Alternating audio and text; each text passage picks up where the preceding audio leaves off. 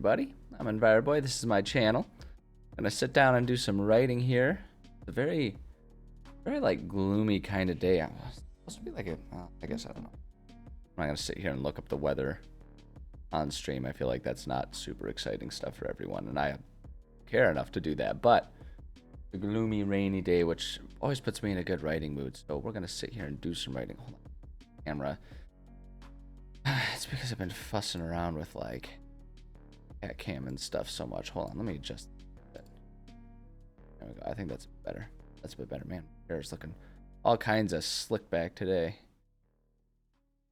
I'm gonna be honest. I'm a little frazzled and out all over the place today. I decided to do what I'm doing what is important to do every now and then, which is I'm taking a week off of my morning workouts and stuff, and just fitness in general. I'm taking it a lot easier for a week here, and it's important to do that. It's always hard for me to do that, because I just have to deal with so much self-guilt tripping.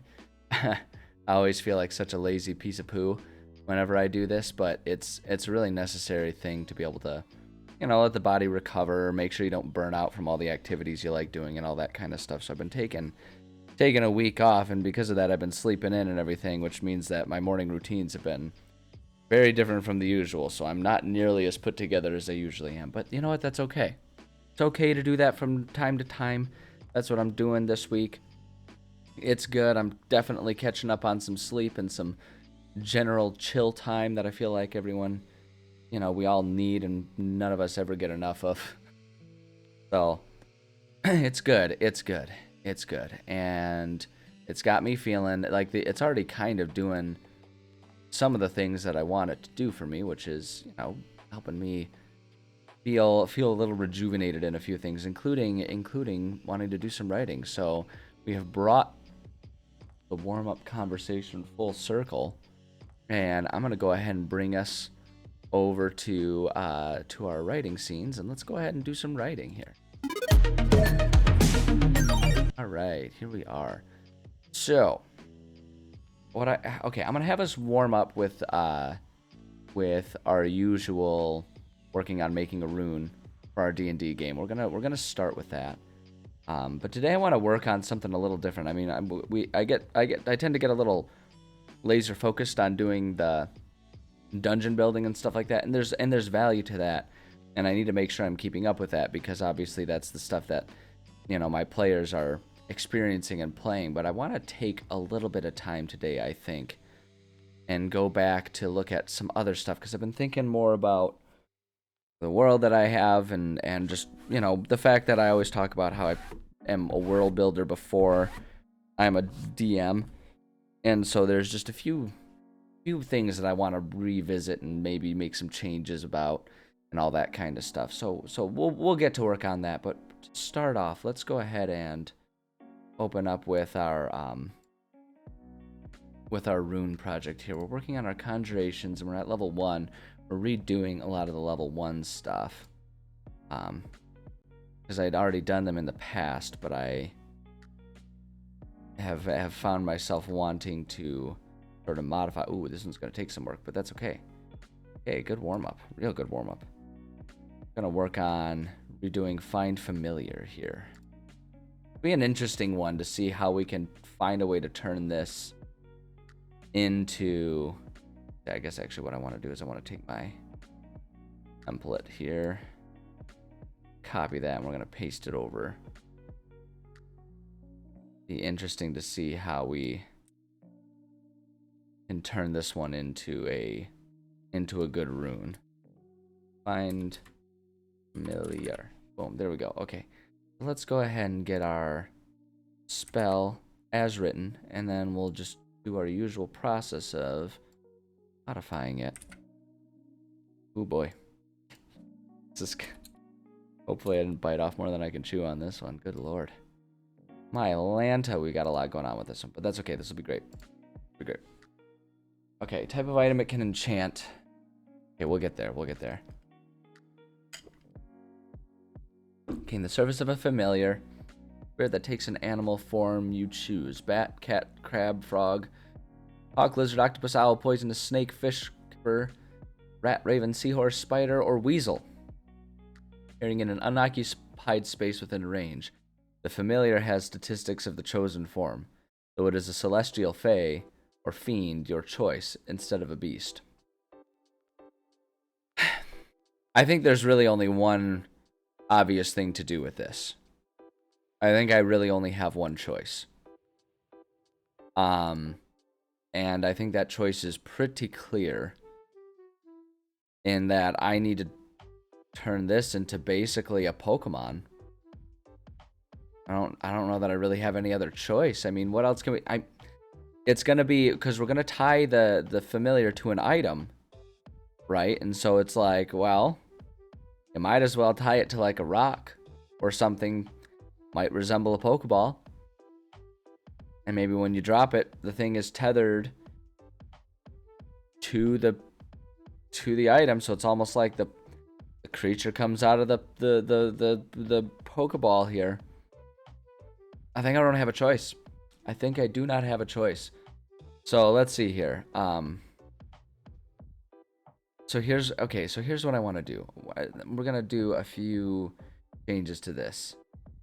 We're gonna say a spirit becomes bonded to the item, to the imbued item. That spirit may choose its form. That spirit may choose its form. So it's like, my thought is that immediately the spirit's going to choose its own form. Is what I'm thinking. Appearing in an unoccupied space within range.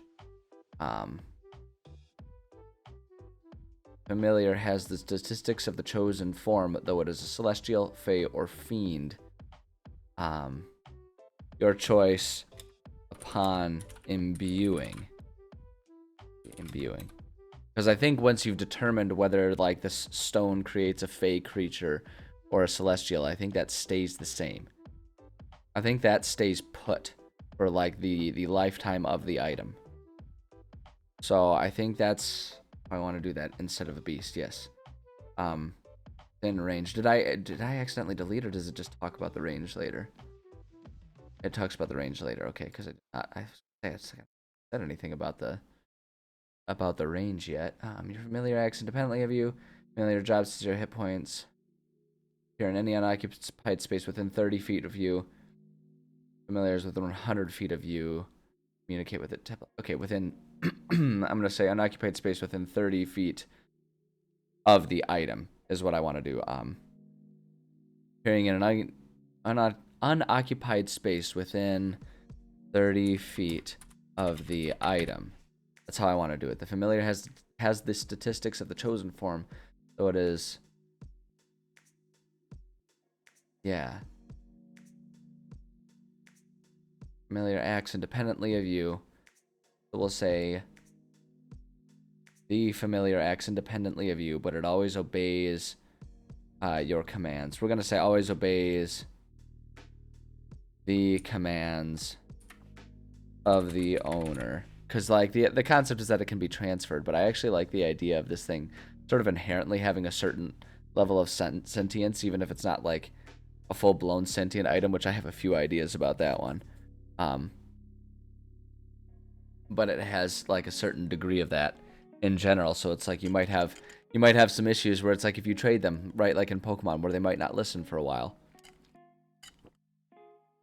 You have to have the appropriate number of badges, otherwise it just snubs its nose at you and it thinks you're the most ridiculous creature it's ever seen. It just amuses me. It always amused me in Pokemon that they would do that, because it was always like what does the Pokemon give a rip? How does it know? You know, it's like they had to find some way to measure it, and I guess it kind of makes sense, because the more badges you have, the more experienced of a trainer you are, so it kind of is a good surrogate for experience. But I always thought it was funny where that Pokemon, it's like you could be the best trainer in the world, but if you don't have, 7 badges yet or whatever, the Pokemon's be like, oh, well, fuck you. I'm not going to listen to you. No. You're a loser. You're a loser. Come back and talk to me when you got more badges. Anyways, I always thought that was amusing. It acts independently of you, but it always obeys the commands of the owner. Independently of its owner. It always obeys the commands of the owner. In combat, it rolls its own initiative and acts on its own turn. A familiar can't attack, but it can take other actions as normal. When the familiar drops to 0 hit points, it disappears, leaving behind no physical form. It reappears after you cast the spell again. So that's the tricky part of it, because it's not like casting the spell. I think what it's going to be, leaving behind no physical form other than the item it's tied to. Reappears. We'll say I kind of want to say it can reappear after, say, 24 hours. I'm almost wondering if I want to make it so it's like you have to apply some sort of healing to the item. I don't know if that would be a little much. I guess when I think about it, that doesn't make any sense because it's not the item that's damaged, it was the fake creature. So we'll say it may reappear after 24 hours. 24 hours, but will often wait until owner of the item summons it in some way. And I want to leave that ambiguous. One, because either the person imbuing can decide what the summon is, or it can be up to the creature if it has like a particularly strong bond. I kind of want to leave that one vague. As an action, you can temporarily dismiss the familiar to a pocket dimension. Alternatively, you can dismiss it forever.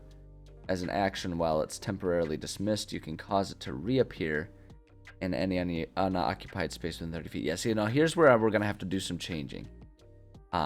Because this thing is not tied to you and your spellcasting, it's tied to the item. Let's see here. Because I'm almost thinking that it's like the creature is tied to the object. So it's like when it disappears within the object. Like I say, almost like a Pokeball. Disappears, leaving behind no physical form other than it's tied to, in which its essence is still contained, is what I guess I'm trying to get at here. It may reappear 24 hours, but will often wait until the owner of the item summons it in some way. As an action, you can... I'm going to say you can...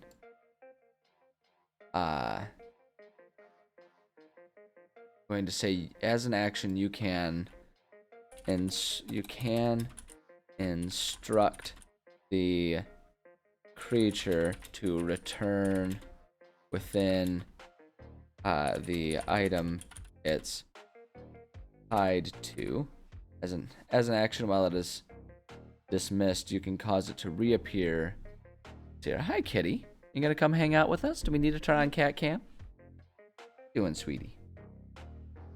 You think, little kitty? We're not sure. We're going to stand and think about it for a little bit. Hi. Doing, honey? She has been loving my week off from going to the gym. We have been doing it this week where, like, she loves it because of how cold it is. But we've been spending this week. Did you want to come on the lap? You can come and snuggle. Come here. Psst, psst. Hila. Hila. Psst. Hey, no, that's not yours. Hila. Psst. No, I don't want to. I want to just sit here and be present. I don't want to be cooperative. But yeah, our thing has been that I wake up, feed her, and then go lay on the couch and do any mix of video gaming or sleeping some more during this week off of working out, and she has been in love with that. She comes over and snuggles with me, and it's great. It's great for everyone. Honey, did you want to snuggle on the lap? We don't know what we want. Okay, well, I'm gonna get back to work. If you want to snuggle some more, you feel free. Or if you just want to stand there and just be awkwardly present, I guess that's allowed too. It's, you know, you can do whatever you want to do. You can do whatever you want to do, little girl. Oopsie.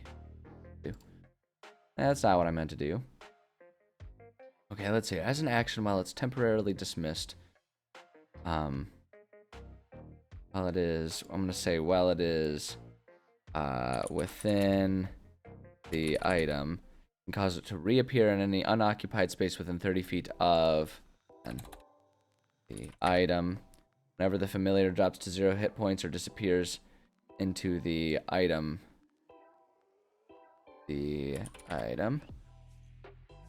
just lurking, my friend, that is 100% allowed. I'm glad to know that you're here, and honestly, I always say it. I find it to be an honor that people enjoy just having me as background noise. I consider that a very high compliment. So, absolutely, lurk away, my friend. Glad you're here. All right. While your familiar is within 100 feet of you, you can communicate with it telepathically. Yeah. Well, I'm gonna change this to the familiar. The familiar is within 100 feet of you. You can communicate with it telepathically. Additionally, as an action, you can see through your familiar's eyes and hear what it hears until the start of your next turn, gaining the benefits of any special senses that the familiar has. During this time, you are deaf and blind with regard to your own senses. Immediately, I like this idea where it's like you can just have like a familiar that's like a bird or a creature that has dark vision or something, and you just have it chilling on your shoulder. So it's like it's a little bit of a third-person view, and there might be a little bit of lag time, but you can just sort of see what's going on. Kitty, did you want to snuggle? You keep eyeing my lap. Yeah, come here. There's a good girl. Yes, go ahead and bump the microphone. Wonderful. There's a good kitty. Hold on, let me go ahead and get us this out. We can go ahead and just gonna like place yourself just perfectly so that it's gonna be hard for me to type. There we go. Move the keyboard over here. It'll still be a little awkward to type, but not the worst. Okay, let me get cat cam going. Because we got a cat. Or a cat cam. Hold up. Oh, there she is. Look at her. Look at that little sweet thing. Look at her being so sweet and cute. Like, I'm going to sit here. Let's see, that's gonna make it kind of difficult to. What if I maybe more like right there? There we go. That's okay. I know, that's an okay spot. And that's a sweet kitty. She's such a good little kitty. A snot, but also a good little kitty. Okay, anyway, so I think that one's good. You can't have more than one familiar. Okay, so we're just going to say you can't have more than one familiar bound to one item at a time. If you cast this spell while you already have a familiar, you instead cause it to adopt a new form. I think we can just kind of get rid of that. Choose one of the forms from the above list. Familiar transforms into the chosen creature. I think honestly we can just kind of leave that as it is. I don't think we need, or rather we can get rid of that and just leave it at no, have more than one at a time. Because we're talking about an imbibed item rather than you recasting a spell. So it's kind of more so just if you imbue, like if you try to re-imbue the same item with another familiar or something like that, I suppose that would be it. But like, why would you do that? Okay. Finally, when you cast a spell with a range of touch, your familiar can deliver the spell as if it had cast the spell. I think I might just get rid of that. Because the familiar isn't bonded to you. It's bonded to an item that you own. So I think it probably can't do that. I suppose in that sense, we could also question whether or not you can communicate with it telepathically. Yeah, actually, now that I'm thinking about it, I'm wondering if one of the limitations of using this as an item rather than as a spell is that it can't act as a thing that's bonded to you, because it's not bonded to you, it's bonded to the item. Being so sweet right now. Alright, let's see here. Actually, yeah, I think that's what I want to do. Independently of its owner, or I think I'm just gonna get rid of that part too, because I feel like really when I'm thinking about this, the thing is not bonded to the owner.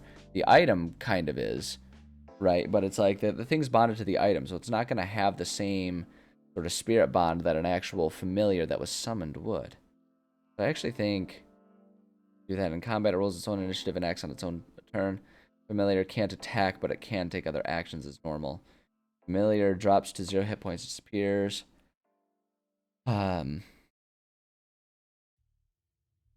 return within the item. Yeah, as an action. Carrying. I think instead of instruct, I'm going to say you can request the creature. Request that the creature appears. Spirit becomes bonded to the imbued item that spirit reaches. Carrying. Let's see here. We'll say.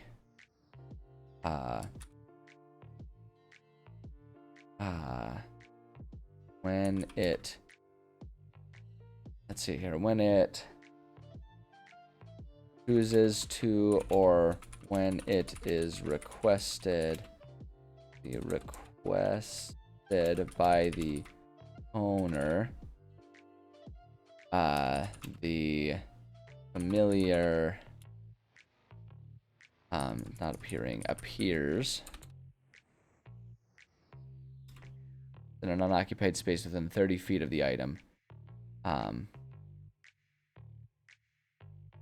Grammatically here, we're just going to say with the statistics of the chosen form. So it is a celestial, fey, or fiend, your choice upon imbuing instead of a beast. Yep. Okay, that's good. Familiar acts independently of instead of its owner. I'm going to say of the owner of the item. In combat, it rolls its own initiative and acts on its own turn. A familiar can't attack, but it can take other actions as normal. What's up, little girl? You all done snuggling? Was I not scritching you enough? Is that the issue? She's like, what's the point of me even being on your lap if you're not going to constantly be giving me scritches? Just seems like it kind of goes against exactly why I was laying here, which was to get infinite attention. I know, sweet. Oh, that's very sweet. Very sweet girl. We'll give her a second and see if she settles back down or if she's going to go pace. If she's going to go pace, I'll give you guys Lego Tiger cam so you can chill with Savaki for a little bit. Okay, let's see, where was I? When the familiar drops to 0 hit points, disappears, leaving behind no physical form other than the item it is tied to, in which essence is still contained. Okay, hold on. I'm going to change this. This is just a needlessly complicated sentence. I think I can do better than that. It disappears back within its item. There we go, yeah. Going to a little anxious and standing around, but we'll, as long as she's going to do that, we'll give ourselves cat cam, because it looks like she might just be watching out the window, so we'll see. But it may reappear after 24 hours, but will often wait until the owner of the item summons it in some way. As an action, you can request that the creature return within the item it's tied to. An action, while it's within the item, you can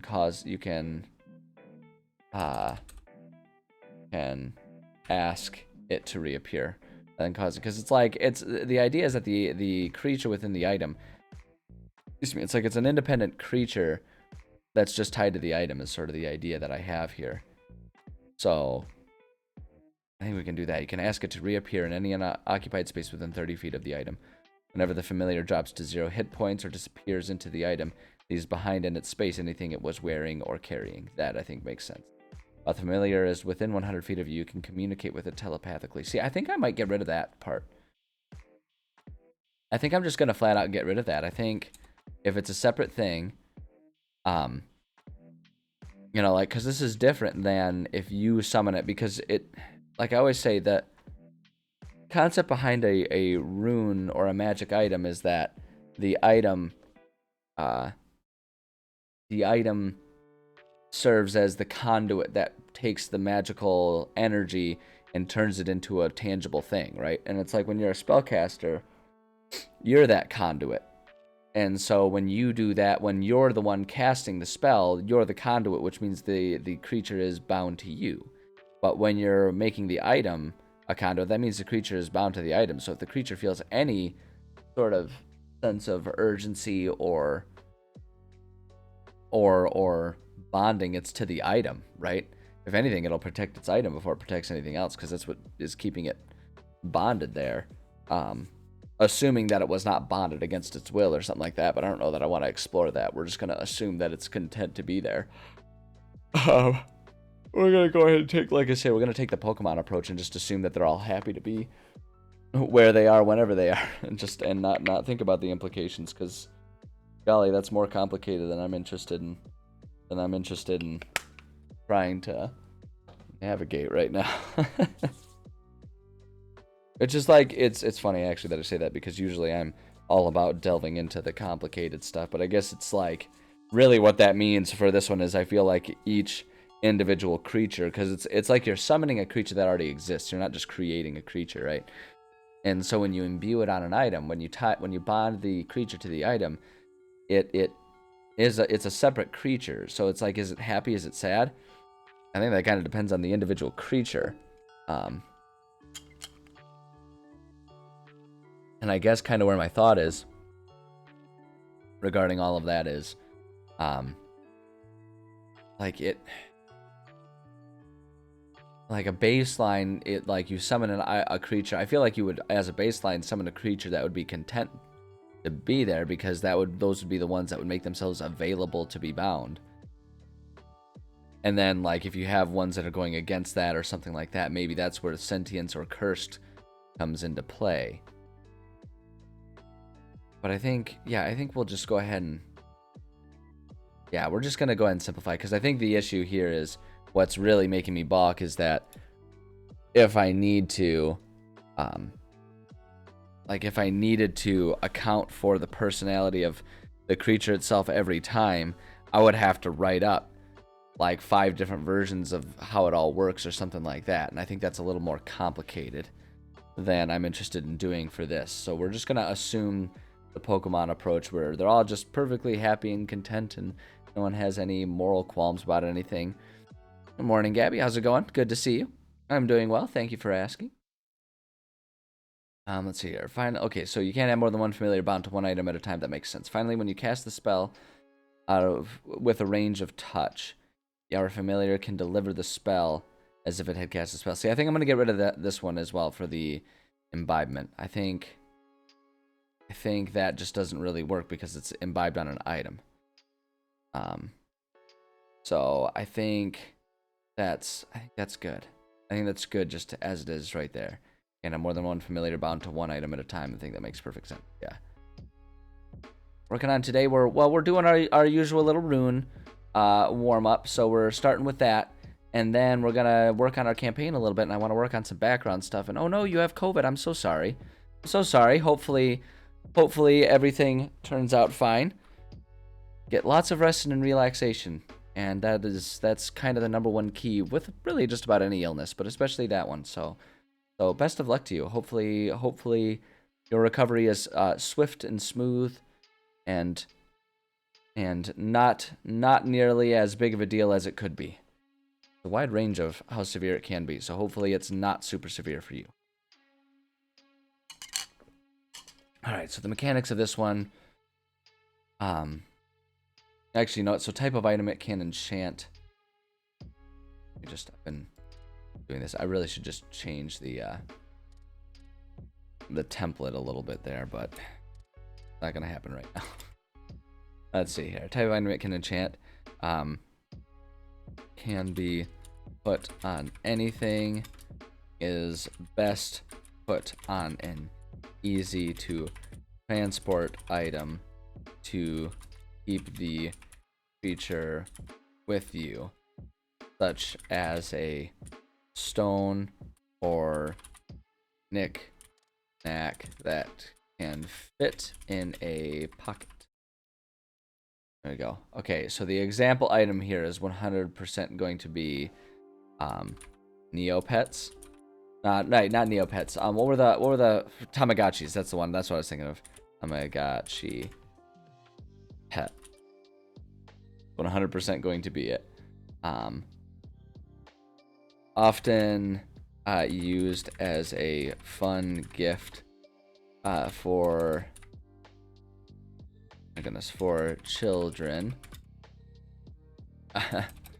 Small stones with little creatures such as a we'll say a cat or a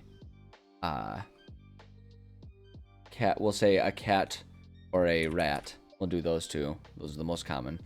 Small stones with little creatures such as a cat or a rat.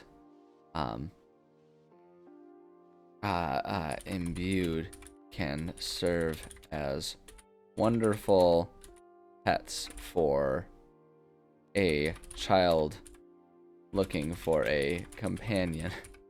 There we go. We'll say very good for occupying young children while the parents are out working in the fields. Boom, there we go. Sending family 3 adventures about running with trigger warnings. Oh, okay. All right, it's nice of you to give them the heads up, as well as to put in the work for all that for them. That's cool. Let's see here, mechanics. Okay, so the mechanics here. I'm gonna do how it's cast. It's going to. So this one's kind of a tricky one, because I feel like there's not going to be a specific.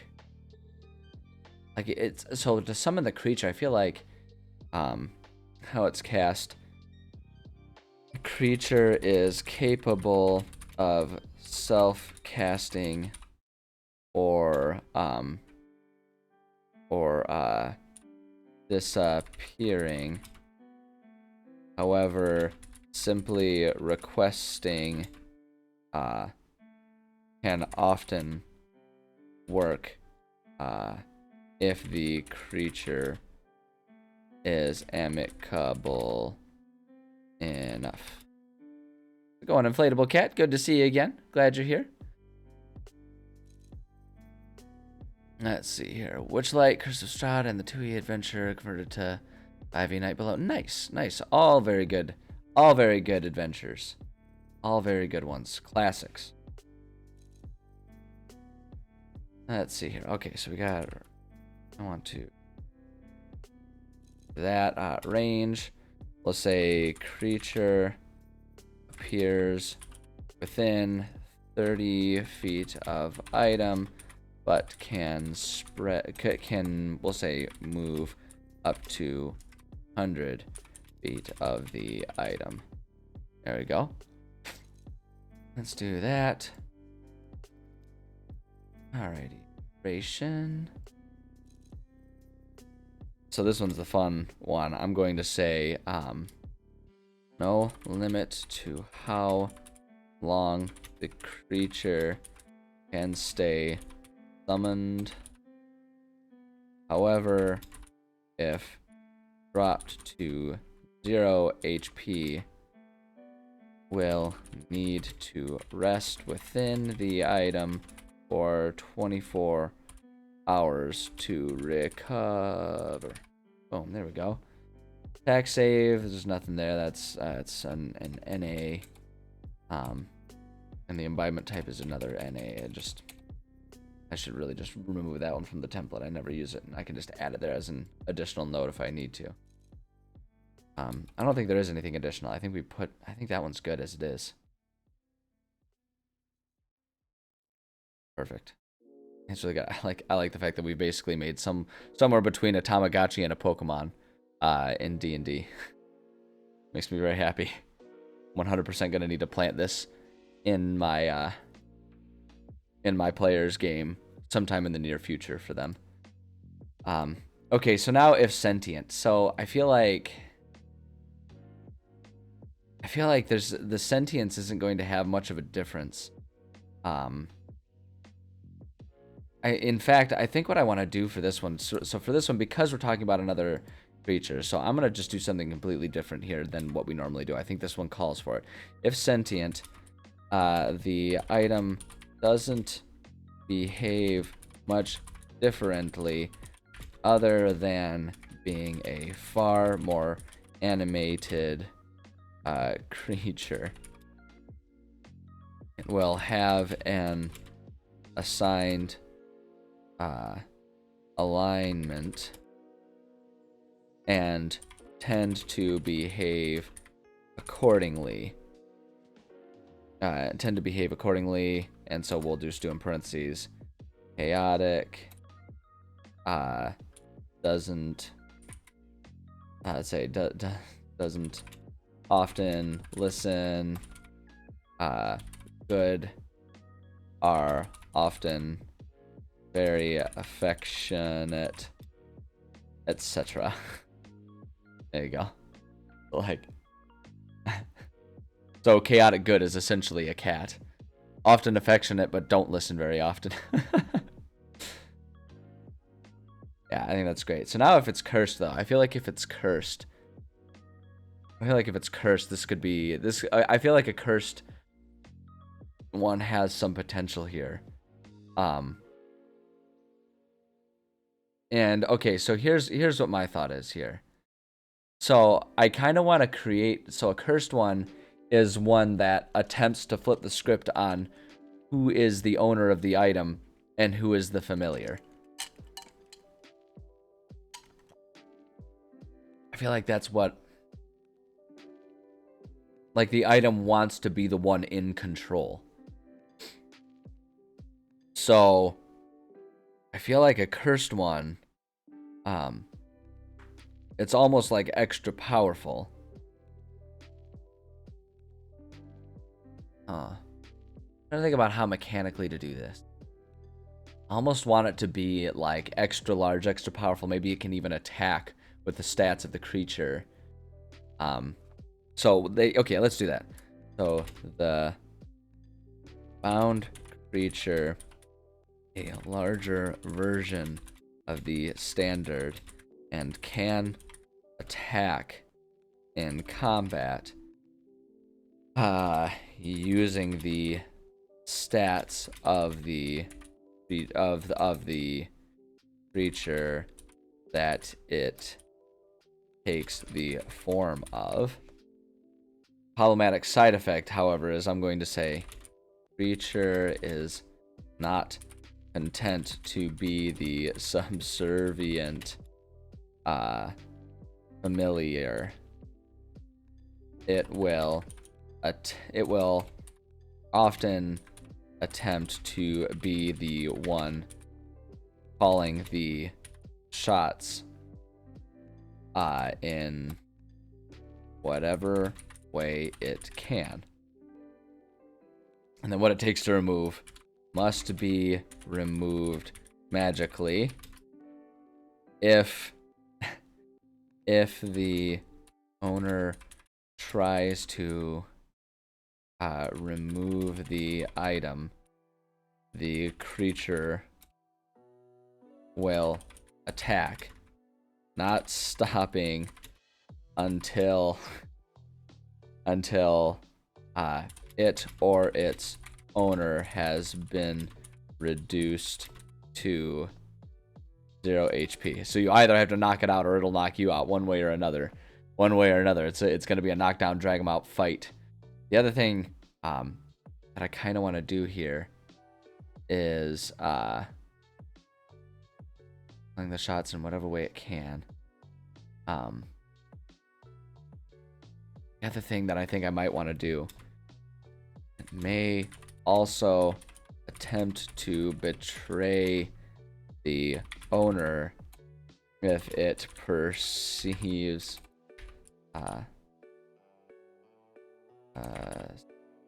there it is.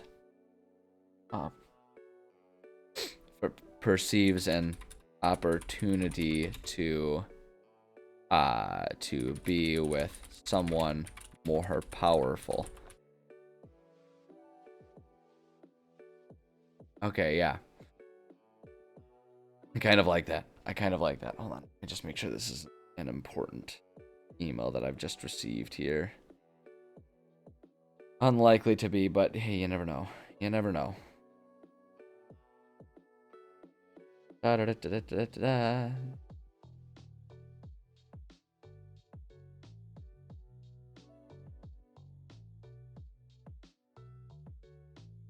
Not for me, just me being CC'd here. 11th and 17th abilities for a tree-themed monk subclass. Oh, that's an interesting concept. I don't know that I'd be any help at all because I don't know what you have so far. Is it like... I suppose it kind of depends on what the the essence or what the goals of a tree themed one. Like maybe they're just very good at hiding in plain sight by standing really still. Like they gain advantage on hiding from dinosaur creatures. Because there are dinosaurs in D&D. Tree, when you choose addition 3rd level, on your turn you gain a D4 temporary hit points. High levels, level 6, you gain a D6. 6th level, you gain additional D6s. I mean, that's not terrible in and of itself. What you got right there. Yeah, I don't think that's a bad setup you have as it stands. Like a tree. Ha, get it? Stand like a tree. All right, I like this. I like this this Pokemon-esque item that we've created here. I'm a fan of it, and I do kind of want to give one of these to my players at some point in the near future. Because I really like this. I really like this a lot. Ah, man, D&D is fun. You guys, D&D is really fun. So many wacky things you can come up with. I love it. I love it. All right. That was a good warm-up. That was a really good warm-up. That one was complicated. Took a lot of finagling, but I think we've ended up with something that's pretty good there. So, yeah, I think that's good. So I'm going to head us back over now for Atlas here. I want to revisit. So what I want to do today is I want to revisit some of this stuff here. And I want to make sure that I have all of the basic background information in place that I want to have in place. I think, because I've been thinking a lot about the world building aspects of things, and I don't know, I feel like maybe there's some more background information that I rushed through to try and get this campaign started for my players because I needed to get it going for them. So I kind of want to revisit some stuff. Oops, hold on, I'm falling behind here. Hold on. Poison Blossom starting at 6th level ability. You can summon Poison Blossoms. Bonus action in your hand. It adds D40 proficiency bonus of poison damage. High levels 11th, 17th.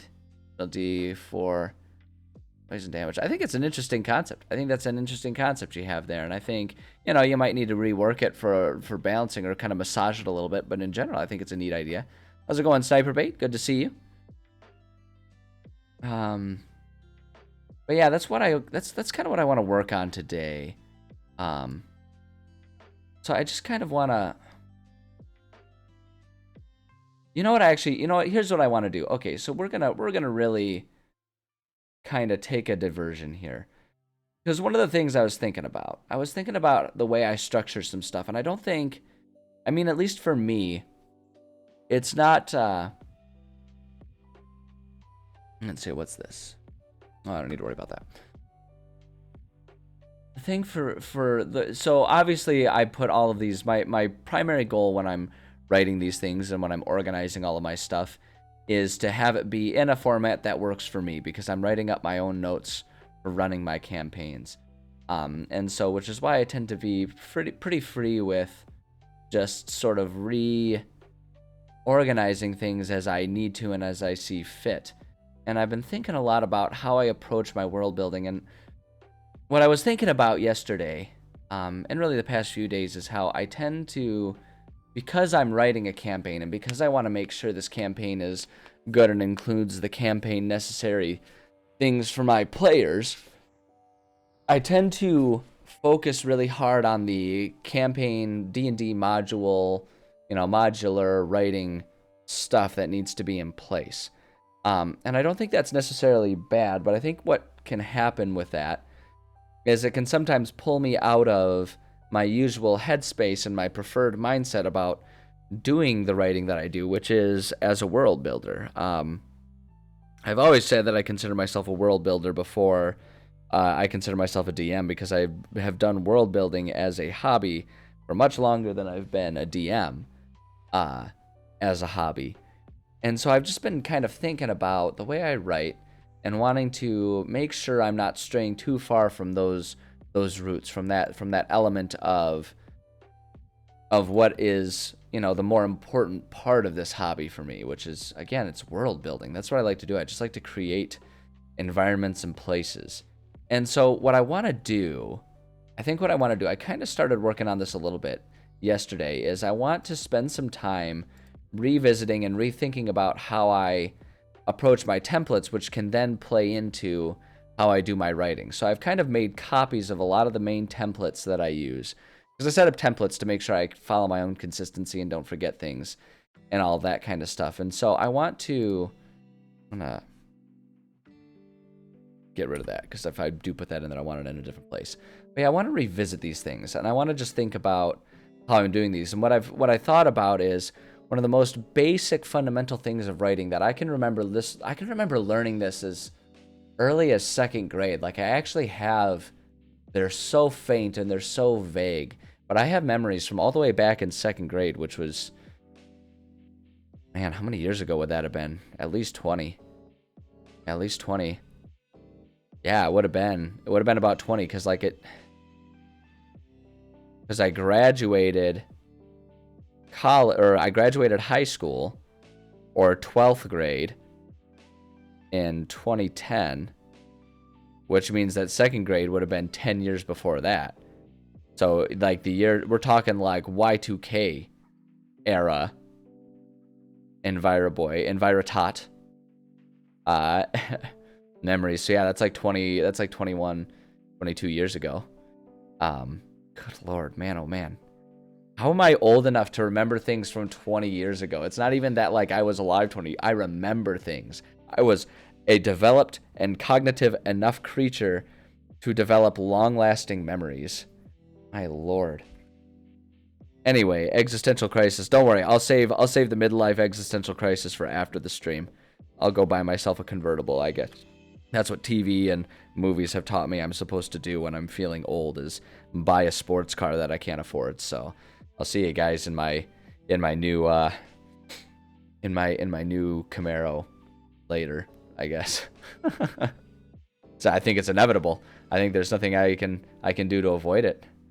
I think that's fate has decreed. Fate has decreed. Maybe I should just do it now. I don't know. Let's all right, yeah. So we're just gonna go ahead and I'll see you guys later. I'm gonna go buy a car I can't afford. No, I'm just kidding. I'm not gonna do that. Start a cult. Ooh, I like that idea better. I'll start a cult. Oh, it's perfect. We can start a cult, because then you can have the best of both worlds, because we'll start a cult and we'll make that the membership fees are enough that I can buy the sports car, and we'll say that the sports car pleases God or whatever. I don't know. I think that's perfect. See, this is why I like streaming, right? Because I can crowdsource these ideas. You guys have so many good ideas on how I can be the most bizarre, crazy, controlling person ever. Like, how would I ever be a proper supervillain without you guys' help? I appreciate you guys. Appreciate you guys more than you guys know. No doubt. At any rate, bringing it back full circle. Okay, we've had like 7 layers of Inception digression going on here, but bring it back in, recentering here. I can remember way back in 2nd grade doing writing exercises that talked about the most fundamental concept of how to make something a complete description, and because that's what we're doing, right? When we're world building, it is almost 100% completely descriptive writing. And the most important concept is remembering to describe the who, what, where, when, why, and then they also sort of include how. That's the only one that isn't relevant, really, because when we're doing D&D writing, right, when we're making a D&D module, your players are the ones that dictate the how. They dictate how things happen and how things change. Everything else is an important part of world building, and it's an important part of providing what your players need for a campaign. So the who, what, where, when, why, how. And so I've been thinking a lot about how when I'm like making my templates and trying to think about things, I tend to,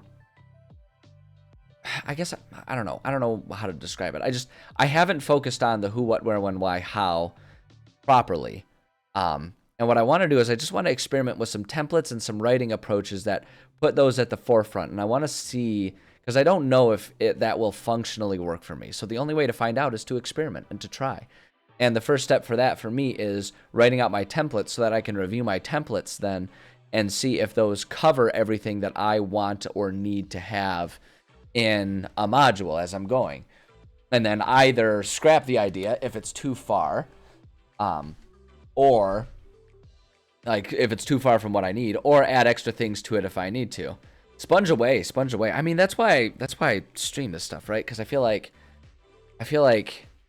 the world needs more and better DMs. I say it all the time. The world needs all kinds of, creative people doing stuff, and the world needs more creative activity in it anyway. Like, I don't know, maybe it's a cultural thing in America or even just my part of America, but I feel like I don't know that I want to say it's villainized, but people take pride in abandoning creative concepts, right? I mean, like, how many people get made fun of for wanting to be a musician, right? Or told that they'll never be able to do this, that, or the other creative thing, right? And instead, everyone's like, you should be an accountant.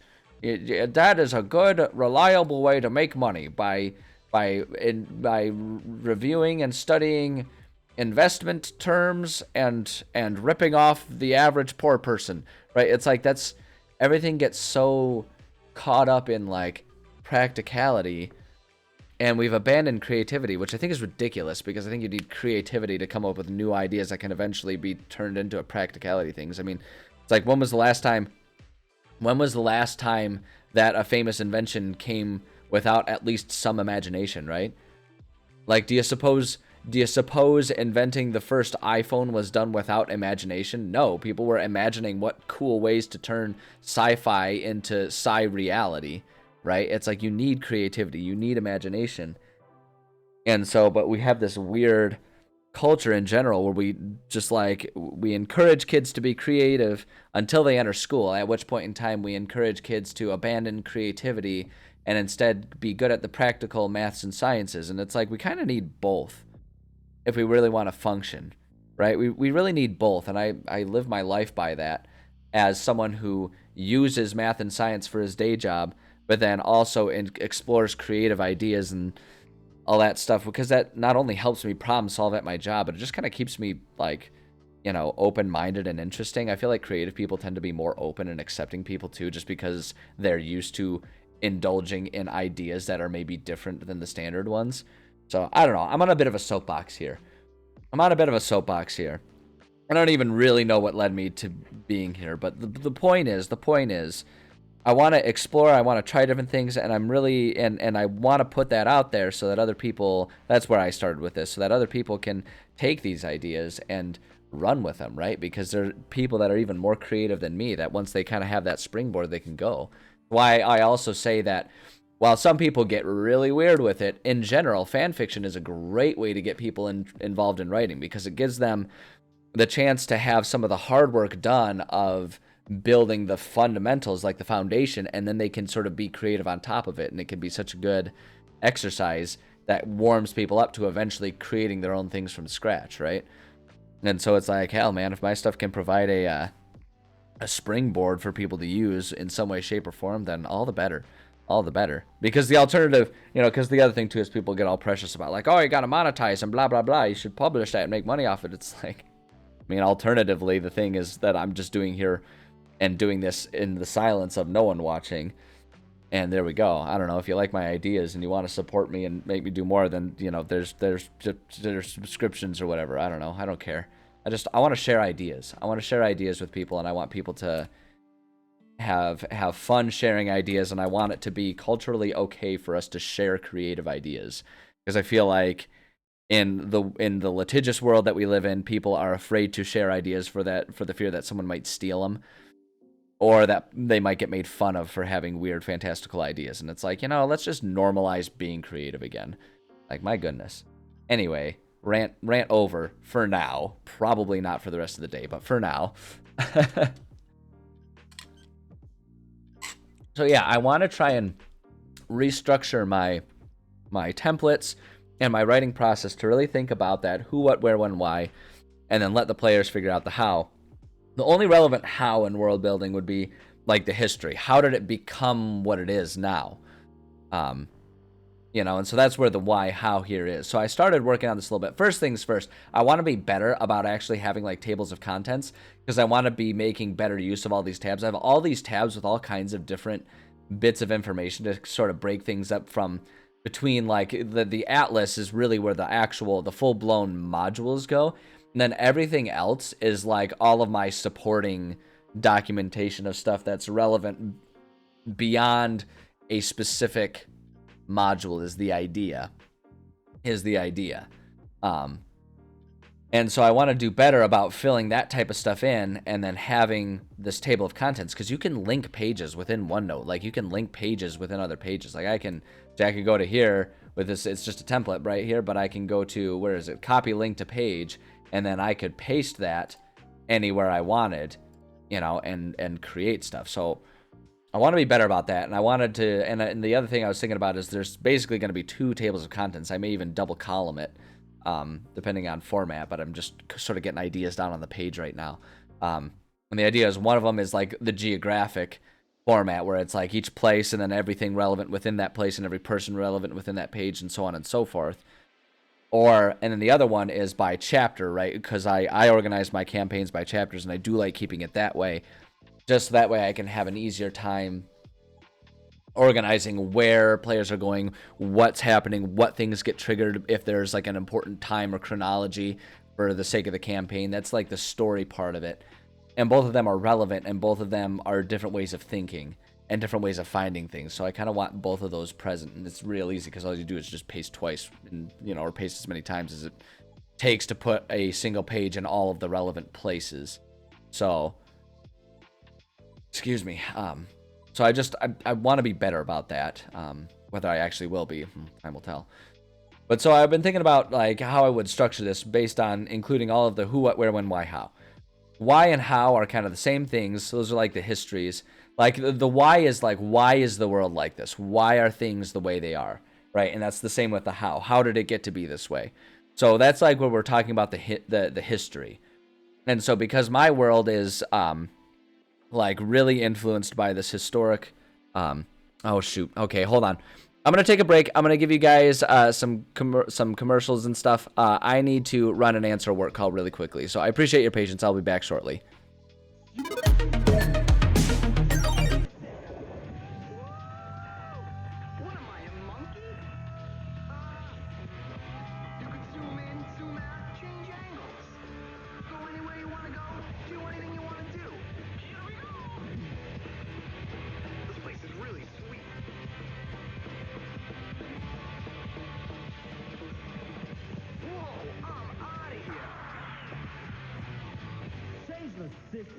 Nick went further than ever before to make one kid's dream come true. Hi, I'm Doug Berry from Chapin, Illinois, and I won this year's Super Toy Run. Aloha! Yes, this year Nickelodeon's Super Toy Run went Hawaiian, transporting Doug Berry 4,000 miles to tropical paradise. He prepared, he pumped, he powered up, and then he proved that at Nickelodeon, kids really do win big. On your mark, get set, go!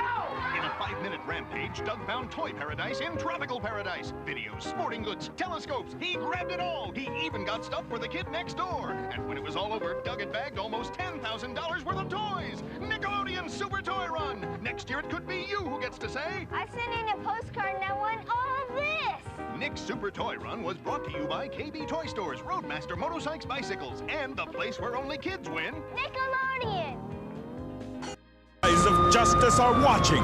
It's Batman! Two-Face is on a firing frenzy! Charging into action, it's Combat Belt Batman! You just got on my bad side, Batman! Tough luck! Great save! Oh no! Robin swoops down in his Paraweave. Fire! A narrow miss! The eyes of justice are watching! It's Batman and the invincible hoverbat, no contest! Capture Claws! Two-Face is off to serve double time! The eyes of justice, Batman! It was quiet, except for the cows. Then a rock fell from the sky, so I sat on it. But it was really a spaceship. Then aliens surrounded me, and I could actually read their minds.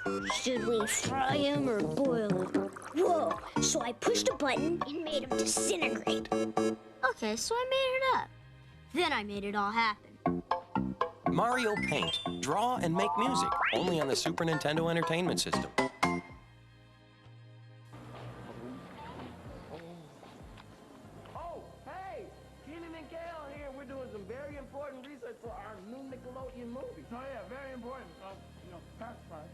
It's called Good Burger.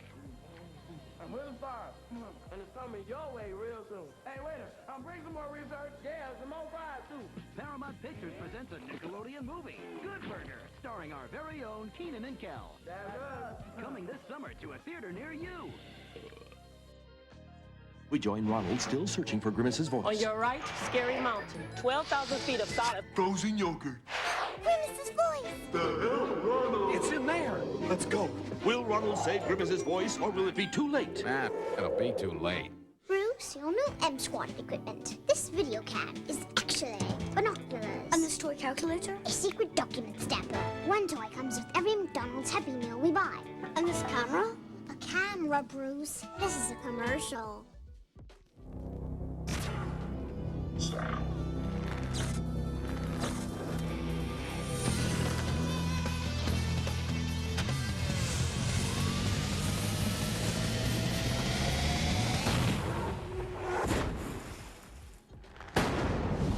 All natural Capri Sun.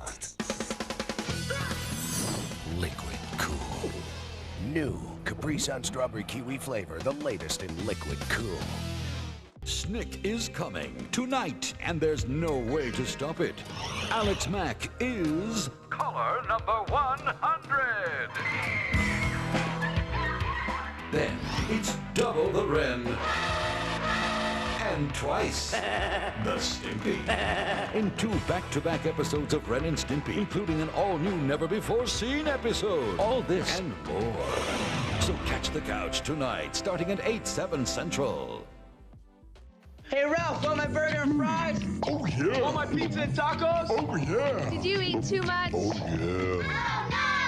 Eat at Ralph's. Oh, yeah. You know it's so much fun to eat at Ralph's. Oh, yeah. Watch out, here he comes. It's Eat at Ralph's. First to feed Ralph all their food wins, but be careful, because you never know. Eat at Ralph's. Oh, yeah. You know it's so much fun to eat at Ralph's. Oh, yeah. Watch out, here he comes. Eat at Ralph's. Oh, yeah. I wish my violin was an electric guitar. I wish my jungle gym was really a jungle. When you wish on a treasure troll, who knows what might happen? Treasure trolls are the only trolls that have a jewel in their tummy that you can wish on. What would you wish for? I wish training wheels were better trainers. Treasure trolls, with a jewel you can wish on. From Ace. You want to see something really cool? Check this out. Whoa! What am I, a monkey? You can zoom in, zoom out, change angles. Go anywhere you want to go, do anything you want to do. Here we go! This place is really sweet.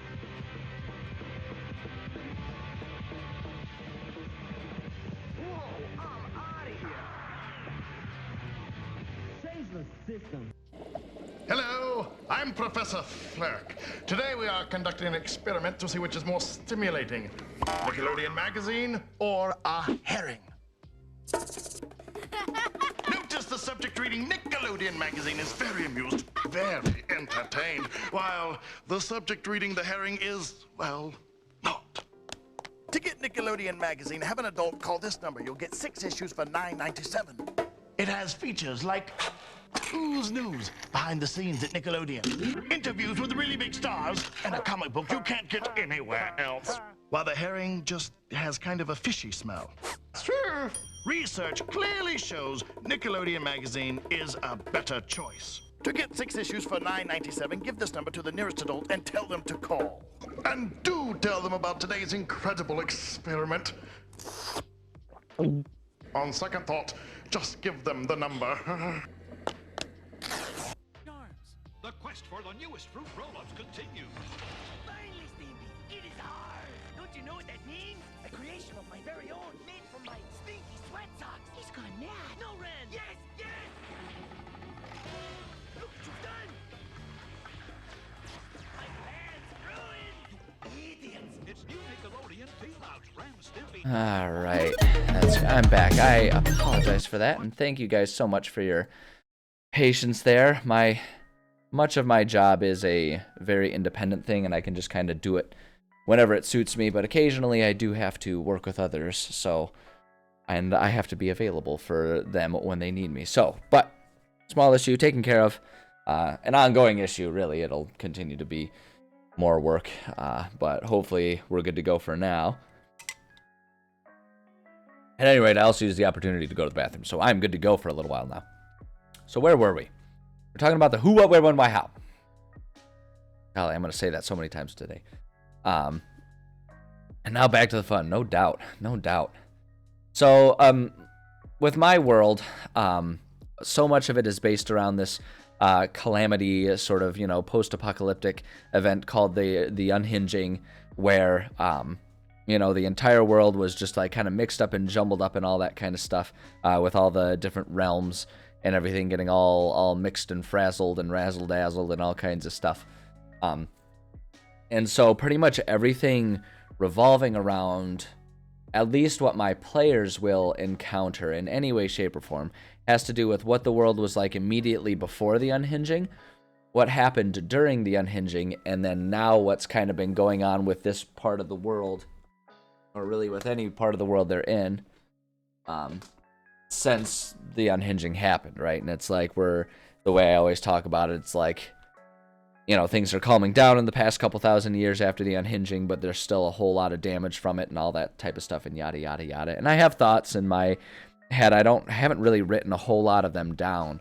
I have thoughts in my head about what caused the Unhinging, but from a practical standpoint, nobody within the world knows or understands what exactly happened, why it happened, and all that kind of stuff. All they know is what happened to the world. And like I say, I have some ideas about it. I've never written them down to really fully flesh it out, and because that kind of becomes an irrelevant thing within the scope of a D&D world. And as much as, like even from a world building standpoint, it's all ideas that extend beyond the creation of this world and worry about other worlds and multiverses and those types of ideas and all that kind of stuff. And it's stuff that is interesting thought experiments, but in terms of writing everything down, kind of incorporates, like if I wanted to get into the details of actually fleshing out my ideas, it would turn into this whole big project of really I would just be writing up multiple worlds. And it's like, boy, oh boy, who has the time? I barely have time to work on one world,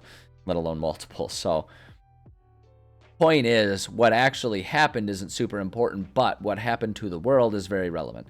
So I've kind of talked about, so I've kind of set it up here, and I feel like that's kind of the first thing when it comes to fleshing out a region or an area or an idea, is the why or the how. Why is it like this? Why is it the way it is? How did it become the way it is?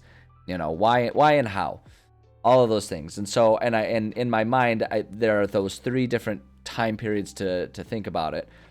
Unhinging, where we'll talk a bit about what the area was like before the Unhinging, offer a paragraph to all the who, what, where, when, why, who, what, where, whens, and whys of this time, right? So it's like, because when we're talking about a region, let me pull up my world map here too, just to like offer up a bit of clarity too about what I mean when I say different regions or areas or anything like that. Let's open up our world map here, and then just to make sure things don't get too cluttered, close out the one that we're not opening. We're gonna up here. There we go. So this is my world map, right? And so when I'm writing my world and when I'm writing a campaign, I try to make sure that every campaign stays contained within one of these hexes, right? So there's just because there's so much of this world, and the whole idea for me of world building is to create a like I almost look at it as though I have Google Earth pulled up, and I can zoom into any one of these, and the idea is like if this program were as powerful as Google Earth, you could zoom in, and the further you zoom in, you would then suddenly see this region, and this region would be about the size of a United State, right? Like a single state, somewhere in that vicinity. Depends on which state we're talking about, obviously, but like a middling-sized one, right? You can zoom into there, and so you can see like dotted the main highways and main cities, and then you zoom in further, and within the city, you could see like, that's when you get to Google Maps, and you can start seeing the detailed cities and roads and all that kind of stuff is my idea. And so when I'm writing a lot of these things, when we're talking about, so looking at our hierarchy here, our territory is going to be one hex, right? And so for each hex, then I want to do the who, what, where, when, why, how of each major city, each like major macro landmark, right? So here we have Rhodanos, And then, like, in theory, then we could open up, you know, beyond that. Now let's open up. So this is the region map of Rhodanos, right? And so it's like we have all of these areas here. This is an old draft, actually, that I don't really use anymore. I've done a lot of modifications, but this is one that came up there. But at any rate, so it's like you can zoom in and we see all these areas, right? And so that would be, you know, all of these things would have their own who, what, where, when, why, how, just like a single paragraph talking about the baselines of those. And then going deeper in, then so the city template, right, or it's like really just important landmark template, then it's like, okay, now we're going to focus in on, you know, we've got, okay, so we've done all of these. Now let's suppose we zoom in to just Rhodanos. Now we're looking at the city level, you know, details. What all important things are in there. What important landmarks are going to earn their own, you know, mark or label on the map of the city, right? And so then we do all the who, what, where, when, why, hows of those things. And then it gets even more detailed, right? This is how insane I am. You guys are starting to see, like, oh man, maybe I don't want to hitch my wagon to this runaway train here. But then we go even further, and so that's where shops and, you know, shops and dungeons, those are just kind of loose terms. They can really be anything. So this is where all of the important landmarks within the city can be. And so that's our hierarchy, and that's kind of where, like, once we get to the dungeon template, that's when we get to, you know, what we're doing with doing all of our dungeon maps and all that kind of stuff. So that's kind of like the idea I have on how I might want to just sort of re-detail things. So when I'm talking about, you know, the who, what, where, when, why, how, basically what it'll be is it'll be a paragraph about, like, okay, this city is really important. It is run by this faction, or it is empty, or, you know, this, that, or the other thing. You can get there by going these ways. Like, just a basic paragraph about each of those things. And then anything that's earned a paragraph in here will then get a further page, like its own page deeper in, right? That's the idea. That's the idea that I'm building off of here. So just to understand our scale. So we're talking about territory. So that's all the important stuff within the territory. So the next is the where. So we've done the why and the how, about the history of the places, so we can talk about what was important, what were all these important places and all that kind of stuff. So now where, we're going to go into a bit more detail. It's nothing too detailed, but each one gets, because each one's eventually going to get a full page. But now we're basically going to break down all of the things that we have in our how, our basic history. And now, like, mostly just the post unhinging, like which ones are the important places. So we're going to talk about important things. So, like, we're going to have the location, like everything else, offer quick who, what, where, when, why. Include a bulleted list at the beginning or end to link all of the relevant pages. So again, I want to do better about linking things, and just for the sake of ease when it comes to finding my own notes and everything, I find that one of the best ways to do it is to just link things anywhere they're relevant.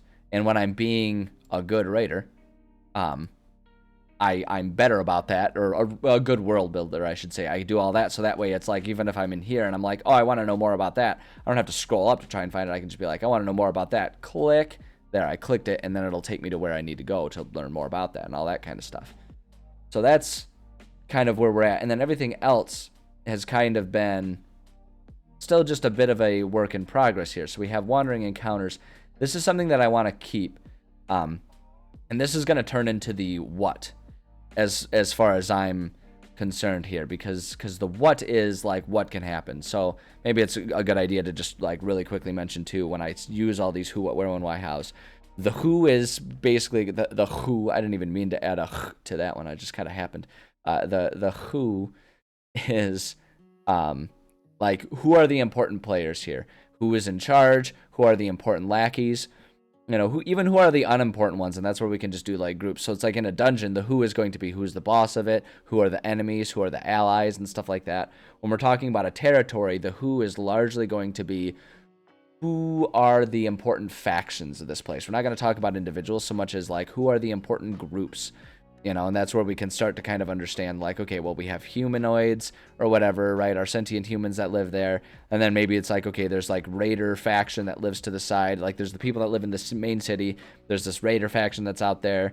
And then maybe it's like there's some sort of demon that's like amassing power, or maybe there's a dragon, you know, a dragon and his minions or whatever, if he has any, that kind of stuff. That's where the who is.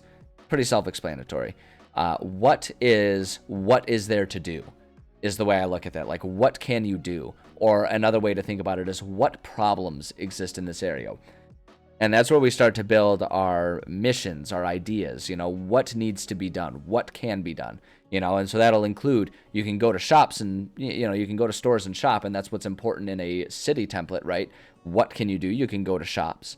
Or there are jobs that need to be done, which can be like, what is the problem that people are having, or what are problems? So on a territory standpoint, the what is going to be, like I say, our wandering encounters, what might happen when you're just out traveling randomly.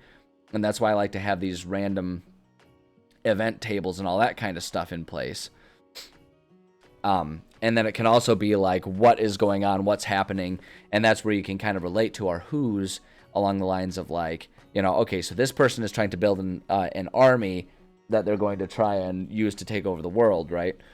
And so like, what is the problem? The problem is someone's trying to take over the world. In terms of what do you do about that, that's the how. How do we solve the problem? And that's where the players come in, right? And so you just got to offer resources.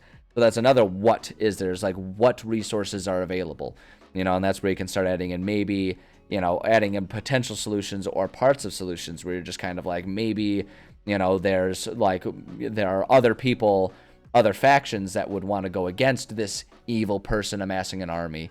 And you have to, what is there to do? You can try and build them up as allies. So that way you can then build your own counter army to go and do that. And so then that sort of leads into a campaign, because it's like, okay, then what can you do to go and earn their trust and all of that kind of stuff, and so on and so forth. So so that's kind of what the what is. When it becomes transparent. Very good fresh the break croissants. Good to see you. So yeah, so that's our who and our what. Where is pretty self-explanatory, just all the major locations in an area. Not a whole lot of cryptic stuff going on there when it comes to world building. Where are we? Where are things? Where is there to go? All that kind of stuff. Why, again, the why and the how are all the history. And the when is kind of a tricky one. And that one's a very campaign, that's like a very D&D mechanic heavy concept there, the when. When is basically, I like to think about that as, when do certain things happen, right? And that's when, like I say, if there's important chronology behind, okay, if this, then this, that's kind of our when, right? And that's where I'm thinking, that's where I'm going to start putting all of our basic outlines for the campaign, at least on a territory-wide basis, right? Because each campaign takes place over the scope of an entire territory. So those are the kind of concepts I'm working with here and how I'm trying to build all of this stuff. So I'm going to take this. We're going to copy this just for formatting's sake. Just because it's easier than having to remember like which level of this, that, or the other thing I did. Oops, so that, we need to do that. There we go. So we've done the why, how, we've done the where. I think the next one that's going to make most sense to me is going to be to do the who, right? Because we've talked about the locations, now who, because we can start planting who goes in all of those places. So this one's going to be who are the important groups living in the territory, the important groups living in the territory, and where within the territory can each be found. That's sort of the idea here. So what we'll do with this one is we'll say faction, right? So it's like the header would be each faction. So again, it can be like the city faction, the city guards. It can be, you know, the freaking, I don't know, undead army or whatever, all that kind of stuff. So we can just say the faction, and then we'll just say give a basic description of the give a basic we'll say paragraph or two about the who, what, where, when, and why of each faction. You know what I want to do, just for the sake of clarity here, these ones, I want to, for all of these, what I want to do is I want to do sort of a bullet point, because like the more I can, for me at least, this is just my writing process, so you know, a very, very, very heavy, very hefty grain of salt when listening to this, based on whether or not it's going to be helpful and relevant to you. Because this is all based on what works for me, because I can only write my own things. I can't write other people's stuff for them. But the way I like to do things, right? The more of a fill in the blanks I can make my territories, the easier it is for me to get started when I'm working on something fresh. One of the hold on. No, okay, it was just the music in my monitors. For a second, I thought I heard my work phone ringing again. One of the hardest things to overcome when it comes to writing, especially when you're starting something new and starting from scratch, is what I call the analysis paralysis, right? Where you can, even if you have tons of ideas, you have so many ideas, but you just don't know how to start writing them down on the paper, right? Like, where do you start? Because you might think like, oh, well, I should write this thing down. Oh, but that thing is dependent on having this, that, or the other bit of knowledge. So maybe I should start with those things. Oh, but those things aren't really the exciting thing, and it's like really the more important thing is this. And you just kind of spin your wheels without getting anything written down. And that is a big struggle for me, and I think it's probably a big struggle for a lot of people. Because the number of times I hear people that just say, I just don't know where to start. Oh boy, welcome to the club, right? So for me, when I have these templates here, I might end up ignoring the template, or I might end up modifying it all kinds of times. Like the number of times I've modified these templates in the past 5 years, probably more than once a year do I modify these things and make changes to them. Because as I write and as my ideas or as my current philosophies about writing, about my world and all that kind of stuff, as they change, what I need changes. And that's okay, right? Because you should be trying to evolve and change your writing style as necessary, as it's needed.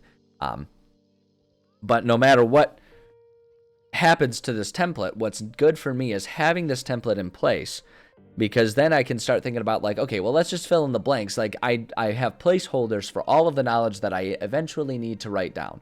And I know this bit and this bit. So let's fill in those placeholders, and everything else we can leave blank for now because it's too much to think about, or I can write it in later. And so the idea is that it's once every placeholder has been filled, that's when it's done. Until then, I can just leave the placeholder, and it just helps me to think about, okay, let's just fill in one placeholder at a time. Let's just do that. So it's like if I have an idea where I'm like, oh, well, I have a really cool mission idea. Well, then I'll go down to like the when, right? When do things happen? And I can start filling in different story beats, and I can fill in some of those things. And then as different ideas for that come into place, I can be like, oh, okay, I should really fill in the what's, or the where's, and start filling all those things. So that's why I do these templates and why they're so helpful to me. But again, why it's a grain of salt too, because that's me and my writing. So if it works for you, by God, steal it. Steal every single bit of this. If it is helpful. If it's not helpful, just sort of like in your own, don't say it out loud because I'll feel bad, but in your own mind, say fuck off and do your own thing. But like I say, don't say it out loud because it'll hurt my feelings, and I don't want to be sad today. But at any rate, that's the idea here. So I wanna just do that even more. So we're just gonna do some bullets. So we're just gonna do who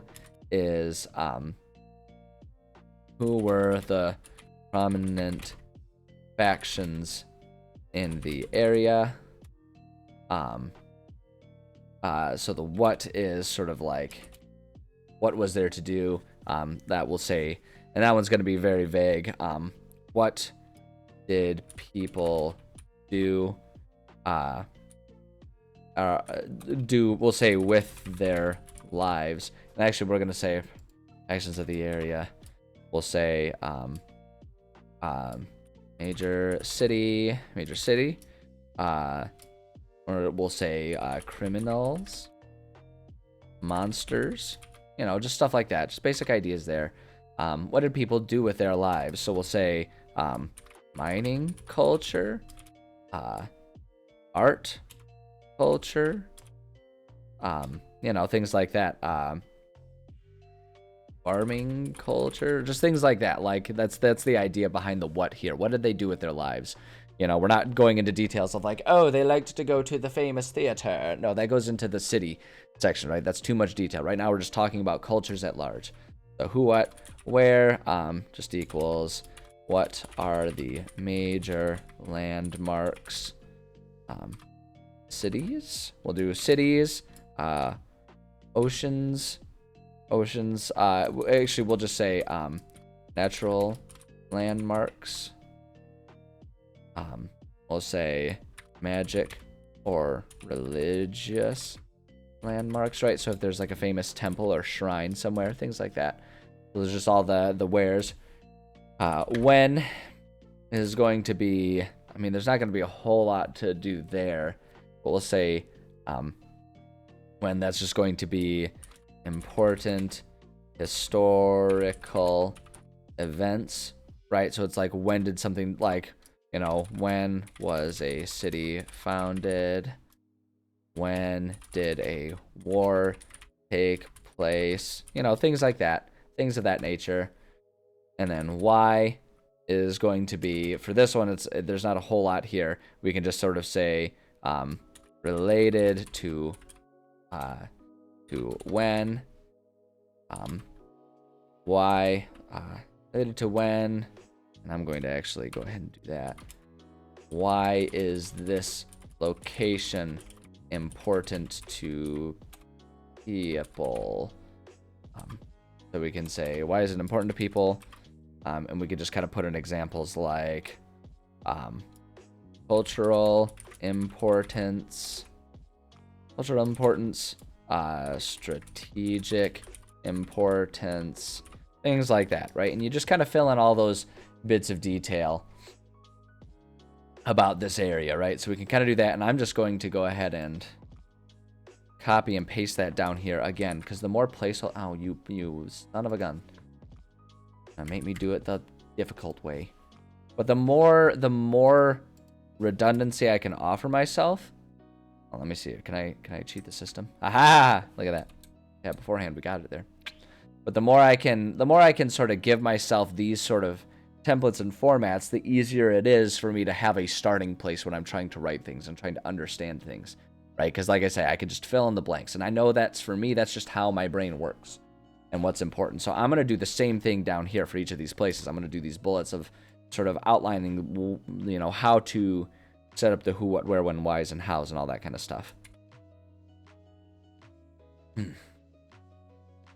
Let's see here. Okay. Although, you know what? I just thought of, I'm so sorry about this, guys. I'm so sorry about this. I will keep this as quick as possible. I just, based on that last work conversation I had, I just thought of like a quick email I should send to someone regarding that information. So I need to go. This is the tragic part about it.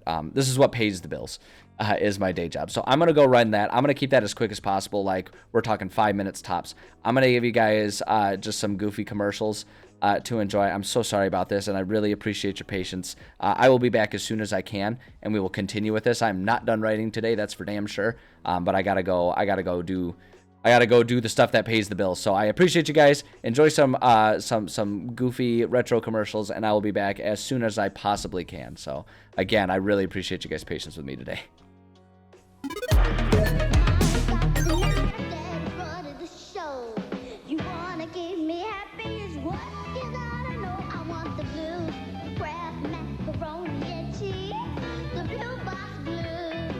Kids will love another cheesiest. Kraft ABC's macaroni and cheese.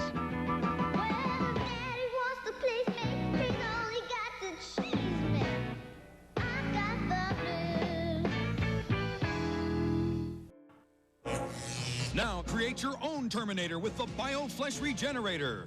I'm back. Yeah? Think again. Battle damage. Add flesh compound. Terminator created. Terminator. I'm back.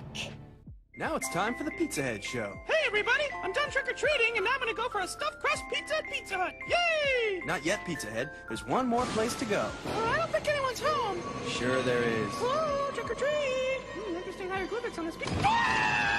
Quick, Pizza Head, let's go upstairs. Hey, who is here anyway? It's your host, Count Steve. Oh, nice place. You gotta go. I wanna go to Pizza Hut now! The Count will be happy to give you a lift. Hey, put me down! Put me down! See you next time. Boo!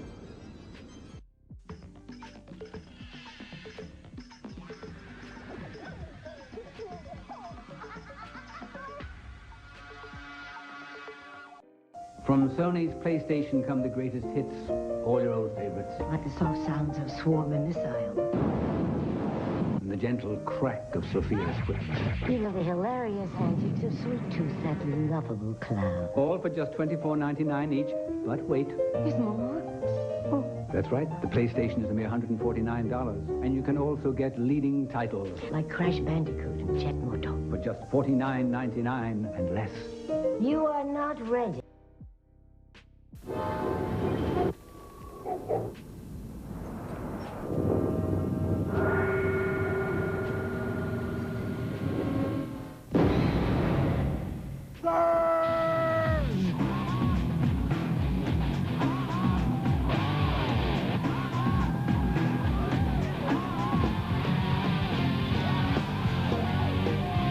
Surge. It's a fully loaded citrus soda with carbos. Beat the rush. Eyes of justice are watching. It's Batman! Two-Face is on a firing frenzy! Charging into action, it's Combat Belt Batman. You just got on my bad side, Batman! Tough luck! Great save! Oh no! Robin swoops down in his Paraweave. Fire! A narrow miss! The eyes of justice are watching. It's Batman and the invincible hoverbat. No contest. Capture Claws! Two-Face is off to serve double time. The eyes of justice. Batman. Hey, Ralph, want my burger and fries? Oh, yeah. Want my pizza and tacos? Oh, yeah. Did you eat too much? Oh, yeah. Eat it, Ralph. Oh, yeah. You know it's so much fun to eat at Ralph's. Oh, yeah. Watch out, here it comes. It's Eat at Ralph's. First to feed Ralph all their food wins, but be careful, because you never know. Eat it, Ralph. Oh, yeah. You know it's so much fun to eat at Ralph's. Oh, yeah. Watch out, here it comes. Eat at Ralph's. Oh, yeah. Now, with PlayStation, you will believe an ass this fat can fit into a package this small. I'm not fat. I'm getting in shape. You better be, because South Park is under attack. In the nuts. Super, thanks for asking. Okay, you're going to jail. Oh, I get to pop. Hey, stupid, I'm over here. Comedy Central South Park, now on PlayStation. From Acclaim. There's a mouth-watering new Gushers flavor with a taste that's huge! Heavy, man! Watermelon flavor bursting with watermelon juice inside. New Watermelon Blast Gushers. Whoa, what a melon! Fruit Tonic Punch Gushers fruit snacks. They're very, very different because they're bursting with juicy fruit punch in the middle. So fruity, they'll really turn your head. Whoa, I'll say. Fruit Tonic Punch Gushers. They'll drive you fruity. Master nut ears. Where we go? Could be more disgusting. How about some bubbling boiled and green glove? Now I'm losing my lunch. Monster Face, the gruesome monster head you make and remake into the most monstrous monsters imaginable. It's alive! Then you bring it to life. Now for the test. It worked! Monster Face comes with everything shown here.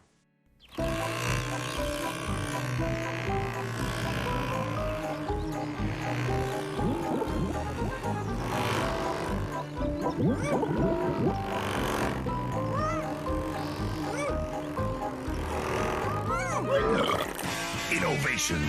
Power. Performance. Air Hogs, as real as it gets. Air Hogs brought to you by Spin Master. Air sickness bag not included.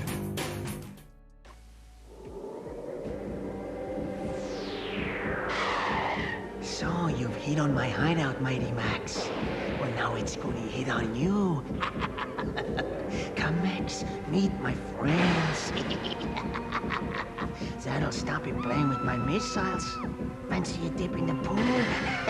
Have a good look around, Max, cause it's the last thing you'll ever see. Can Max angle his way out, or will he wind up as bait? His fate's in your hands. Where are you gonna find all the hottest toys? On the planet Mars? No! On a mountaintop? Hot we got at KB Toy Stores. It's the place to shop. You'll see all the latest toys to choose from. Hot we got at KB. Can't find that popular new toy? If it's hot, then KB's got it. And you'll find a big selection of the hottest toy hits every day at all of our convenient locations. All the latest toys to choose from. Hot we got at KB. Hot You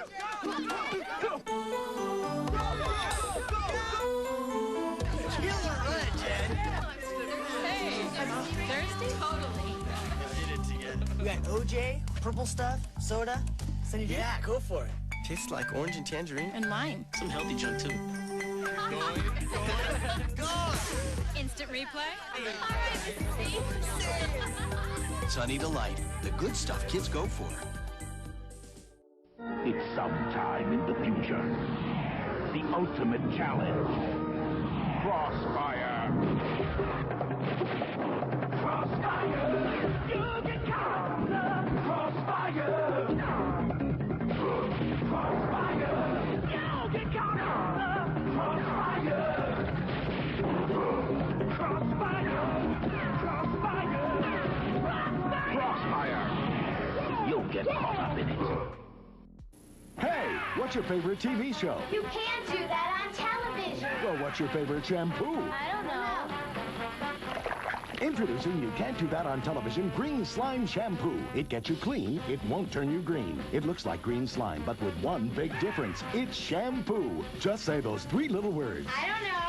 And go from stringy, slimy hair to silky, shiny hair. It's amazing that something that looks so terrible leaves your hair so clean and great looking. You get an 8-ounce bottle of green slime shampoo. Plus, as an introductory TV offer, you get an 8-ounce bottle of green slime liquid soap, all for only $6.95. To order, send check or money order for $6.95 plus $2 shipping and handling. That's $8.95 to Nickelodeon Green Slime. P.O. Box 800197, Houston, Texas 77280. Make check or money order payable to Nickelodeon Green Slime. No COD orders accepted. Send no cash. Include local sales tax where applicable. Allow 6 to 8 weeks delivery. Green Slime Shampoo. It gets you clean. It won't turn you green. Order today. Hey, time to load up on PlayStation games. Greatest hits are on sale. Crash Bandicoot, Jet Moto. But I don't even have a PlayStation. You do now.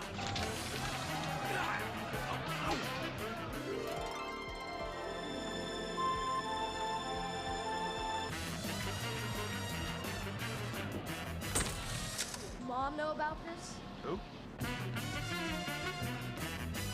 PlayStation.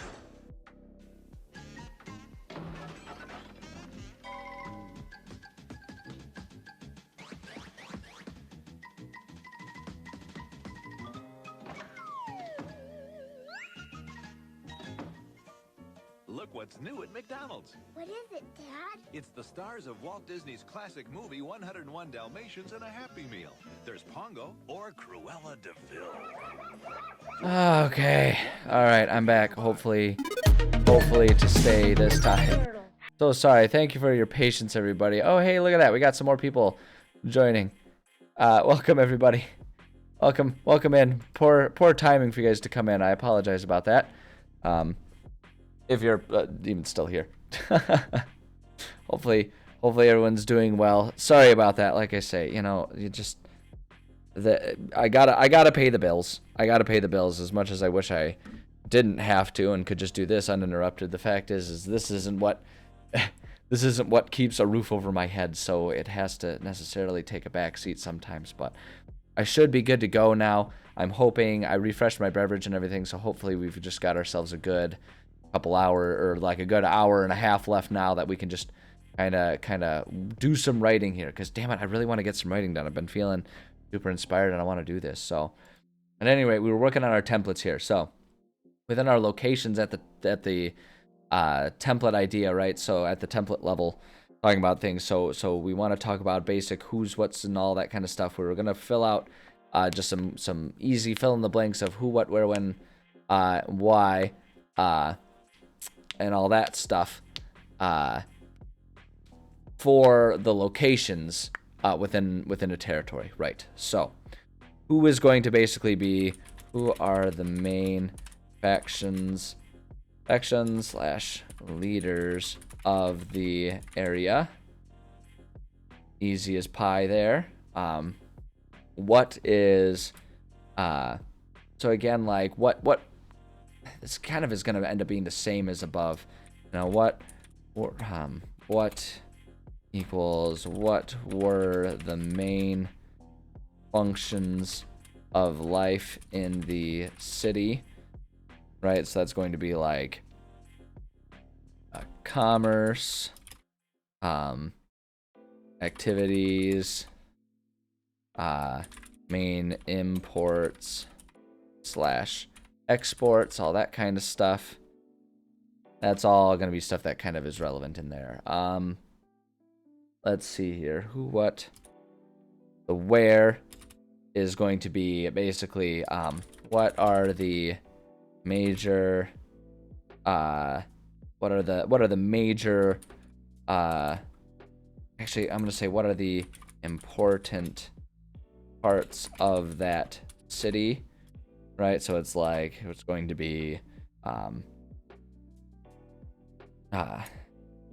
yeah, like it'll just be like your castles, markets, cultural centers, etc. like that. Just like brief little bits. The details go in later.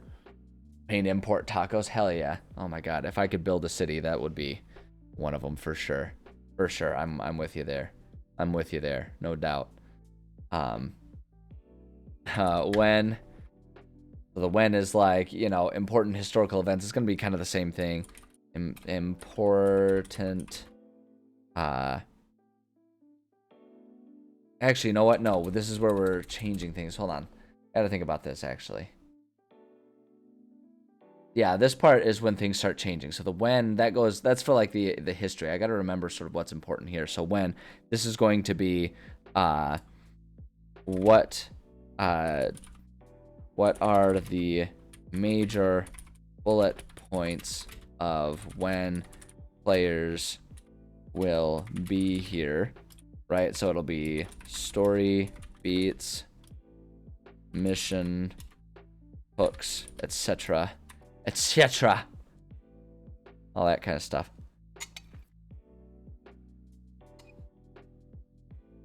And then why, and that's just going to be history of the city and why it's there. And then again, that'll kind of be like this same stuff here. That's going to be kind of the same stuff, but now we're talking about our city as opposed to, or the location as opposed to the territory at large. So I think that's good. Good. Okay, so that fills that in. So now we want to talk about the who's of the territory. Who is important here?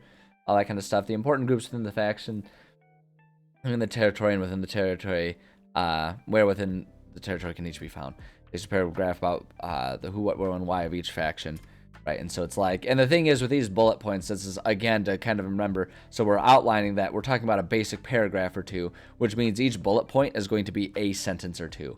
When we're talking about locations here, we're not talking about the main details. We're not talking about going into the details of like, oh, this was this faction leader who rose to prominence in X years. He began his childhood doing, nah, at this point in time, like for this, at this layer, at this level, we're talking about like, okay, this location, okay, the city is led by the king, you know, is led by the kingdom of that city, who the current king is, blah, blah, blah, blah, blah.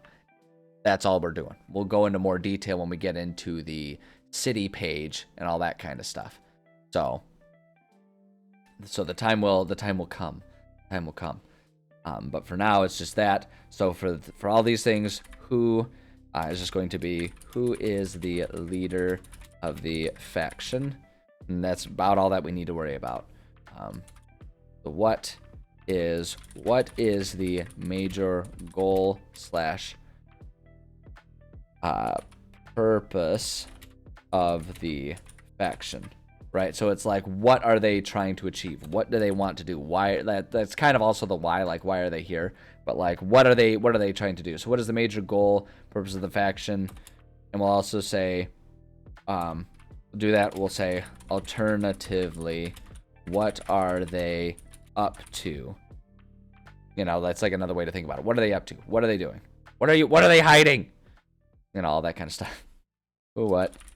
So the where is going to, the where is going to be, why am I doing that? Because I'm pressing shift, that's why. Because I'm a fool. I'm a fool.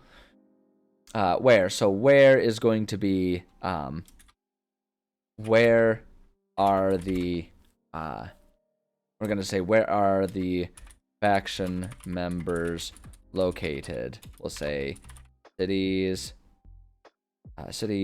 other landmark locations, all that kind of stuff. Actually, yeah. Well, I guess we'll leave it like there. Where let's say the faction members located. That kind of encompasses a lot. And again, we're like, these are all one sentence situations. Like, oh yeah, most of them can be found in the canyons to the north or whatever. Leave it at that. Doesn't need to be more detailed. We'll get there. The time will come. The time will come. We're not there yet. When is going to be, when do they become relevant to the players, right? So that's where we start tying it into, an actual campaign, a gameplay factor here. My gosh, I'm getting so many emails today. Most of them are pointless, but my God, one of those days, I'm telling you. When they become relevant to the players, we'll say events, player level, right? Like maybe it's just that once they become a certain level, everything will become relevant. We'll say locational, right? So it's like when the players show up, is that what it is? It's just like what triggers them being part of the story beyond just an existing entity? Why does it matter that they're here to the players? And then why we'll just say history of the organization. And that one will naturally be a little bit longer than maybe one page or one sentence, but there's our basic ideas. So that covers, we've got the why, where, who. So who, we need still what, and when are still the things. So this one is kind of largely it, right? For the what. I'm going to just retitle this for what. And we're going to say, I'm going to add one sentence here. It's like, what is there to do around here? We'll say around this territory. We'll say include random travel ideas, or we'll say random travel encounters, as well as basic plot points to major and side quests, right? To major quests and side quests. So we'll do that. So then we'll do, I am going to, the way I want to set this up, let's go to here. Heading 4 is usually I like to use. I like to make it red here, just because that fits the color scheme. We're going to say random travel events. Tables randomly rolled for enemy encounters while traveling through wilds. Once per day/night should be at least 20 options. Composition should be as follows, right? And so that's like just the basic breakdown of stuff, and then we've got the table right there. All that stuff can stay as it is. So we're going to have those things. And now I'm also going to include here one more. I think that's a bit more visually pleasing. There's a bit more space after that table. Another table heading here. So we're going to say major. Most important part, I have to change the color. Guys, I almost didn't change the color. That would have been just an absolute tragedy. Let's see here. So we're going to put that major plot lines, right? And so we're just going to say, just to give a basic description of what the major problems or threats are in the world, and offer a bulleted list of, I don't know, how do I guess, so here's the thing that I gotta think about.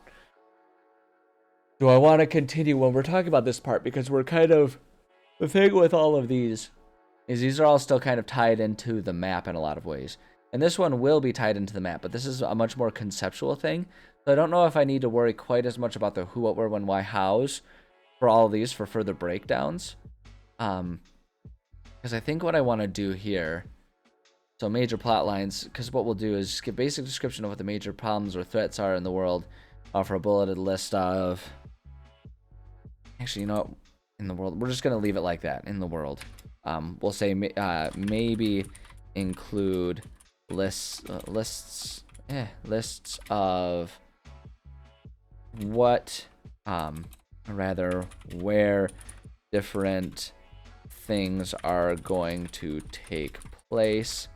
This is going to be much more vague. I don't know. I feel like I still need to work on that one a little bit. I feel like I still need to work on figuring out exactly how to structure that.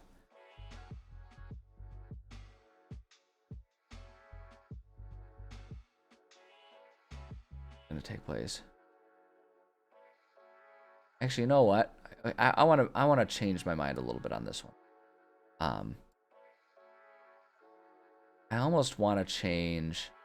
Well, see, this is the part where this can actually become really valuable to me, because it's definitely a struggle for me to right now just sit here and conceptualize what I want to put in these places. So when I'm trying to figure out where to put an actual idea, I mean, that's exactly where it frees up. So this is why these are so helpful, because if I can iron out how I want to organize all this stuff now, it makes it a lot easier for me in the future to put in things where they are needed, right? Put things where they belong.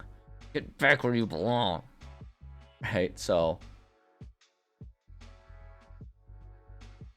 yeah. Like, what is there to do in this territory? Because what I'm struggling right now is trying to understand, where do I want to put little different details between what and when for different plot lines and stuff like that, right? Where do I want to put the different details? So I feel like what I want to do is I actually do want to do major plot lines. I actually want to... Okay, so first off, here's what I want to do. Copy, and we're going to delete that. Because I want this part to go up top. I want to do like descending as far as importance. So we'll start with major plot lines, and then we're going to add in one more. I'm just going to put it right now. I'm going to put in minor plot lines. So we're going to say, for this one, we're going to say outline the major story arcs that will happen in this area. Actually, no, not major story arcs. We're going to say outline the major problems or threats exist within this area. These are the things that could be matters of life and death, and will give players a clear target to think about, no matter how they choose to deal with these situations. Boom, just like that. Okay, so that's kind of what I want to do, and I want to make sure that each one includes the who, what, where, when, why, how. So we're going to say who, who is the source of this threat. Say individuals, factions, and we'll also say who is in opposition to these threats.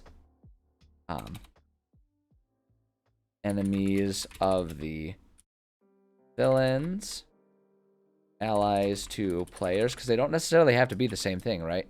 The whole, like, enemy of my enemy is a friend and stuff like that, where they're not necessarily allies, or vice versa. They can still be like, okay, we share this in common ground, but we are largely at odds with each other. And when you add sort of complications about it not necessarily being pure black and white, it can make things a lot more interesting. That's the who. So the what is going to be, what will be the result if this danger is ignored. We'll say destruction, enslavement, I don't know, monopolistic economy. I don't know. There's all kinds of bad things. All kinds of bad things that could happen. The variety is the spice of life too. We got to mix it up. We got to have all kinds of different threats that are potentially there.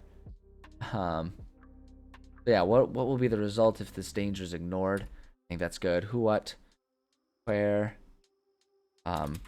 We'll say, where are the main locations relevant to this threat?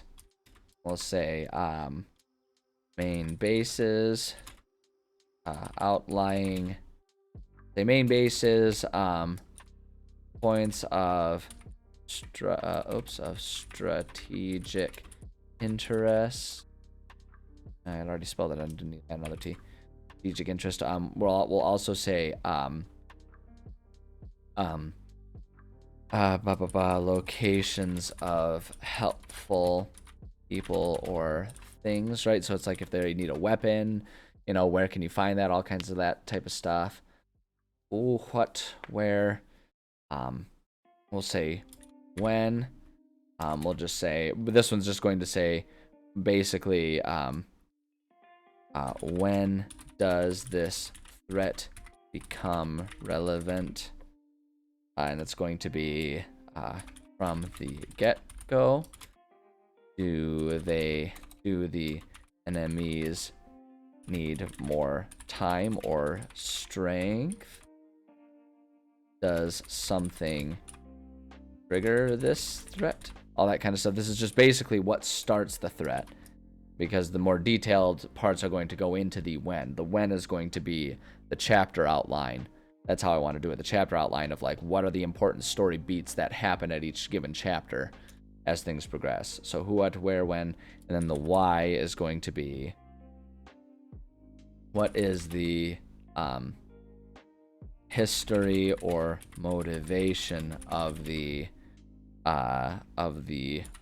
people causing the threat. So it'll be like misguided, pure evil, opposing viewpoints, right? So it's like why are they doing this? What is causing them to do this? Like, were they abused as a child and now they're just trying to get their revenge as a bitter adult? Are they wanting to ally with, you know, horribly powerful people hoping that they get power? Are they the powerful people that just wants world domination?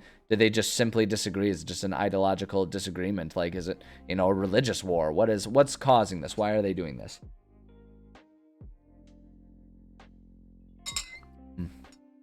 We have reached a watery part of the iced coffee I made myself. Onto the other beverages for the morning. So yeah, so that's all good stuff there. And so then the minor plot lines, gonna be basically the same stuff, just going to be outline, side stories, or extra things that are going on but aren't of immediate life and death concern, right? So Insectron, how's it going? Good to see you again. Outline side stories or extra things that are going on but aren't of immediate life and death concern. Yeah, that's kind of the idea here. We'll say these are things that can play into major plot lines, but aren't. We'll say first off. Almost look more like thighs. These are thighs that can play into major plot lines. Has a lot of different insinuations there. Moving on.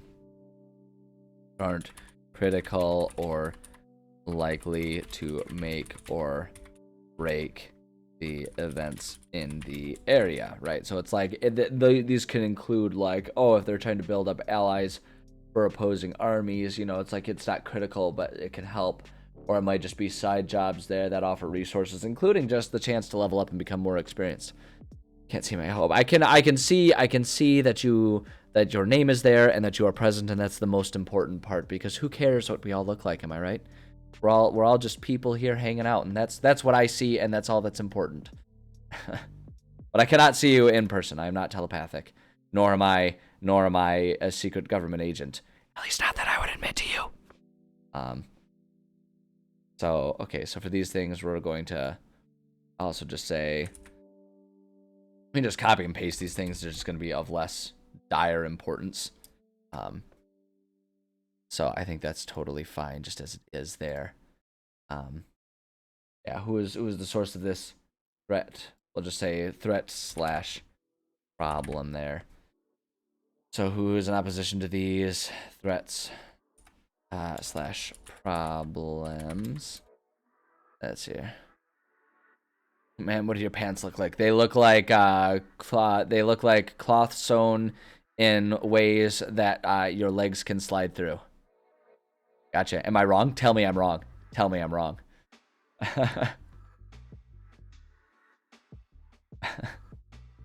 Like, see, that's how, see, I would make a really good phone psychic, right?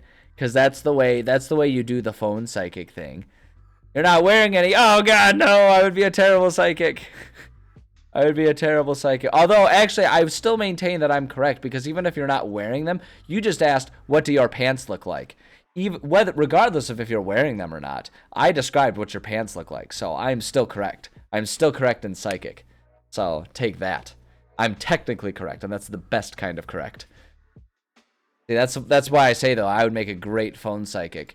Right? Like, phone psychics, that's what they do, right? They just speak in vagaries that can basically be true for anyone. That's also how the whole, like, star signs and all that kind of stuff work.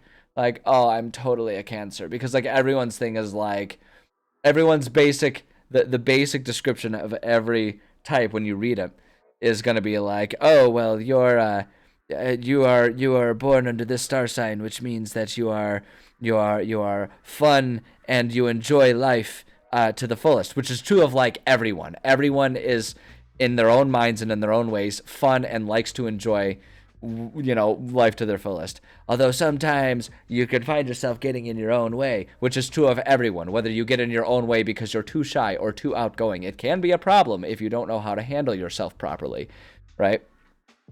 But take heart, because with proper work, you can live perfectly happy lives, right? Which is true of everyone. Right? Because if they just, like, work at improving themselves and living a focused life, you can live a happy life, right? And that's, like, what all of them break down to. They use different vocabulary terms, and everyone's like, oh my God, it's exactly like me! And it's like, yeah, because it's exactly like everyone, because you just described the literal human experience, right? And my favorite is when they're like, oh, you should date this type of person and this type of person, but not this type of person. Because, again, it's self-fulfilling prophecy, right? Because it has nothing, there's nothing to do with their personalities, and everything to do with the fact that the only people that are going to care are the people that are gullible.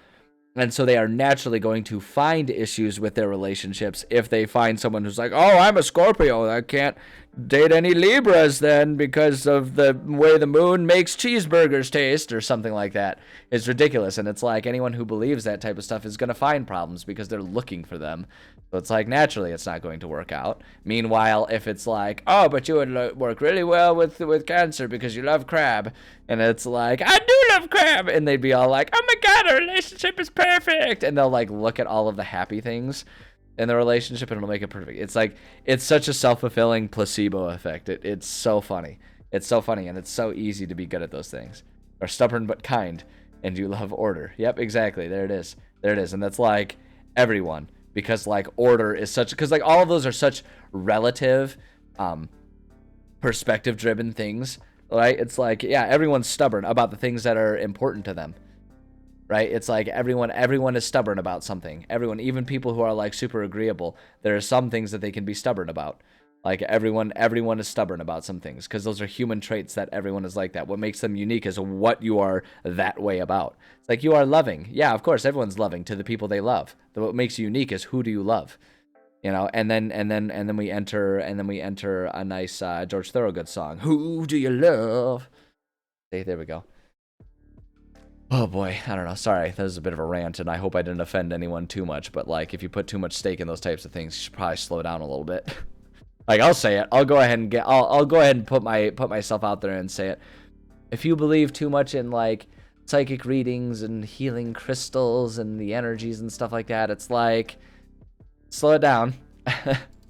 Those things aren't, they're not the type of things that are going to actually predict your life or anything like that. They can offer interesting insights, right? But it's always like, the thing about those insights, here's what I will say. Those insights can be helpful because sometimes all we need is a certain perspective or a certain wording of things to hit us at the right place at the right time for us to make connections about our own thoughts and stuff like that. That's where it can be beneficial, right? Kind of like how if you're, feeling really depressed and you just happen to watch the right movie, it can be a movie that is not profound to anyone else in the world, but it can still be profound to you because it offered you a different perspective or a different way to look at things that suddenly made you see life a little differently and helped you see a positive in a negative situation, helped pull you out of your depression, right? Does that mean that movie was prescient? Does that mean that movie is the best movie ever made? No, it means that you perceived it in the right place at the right time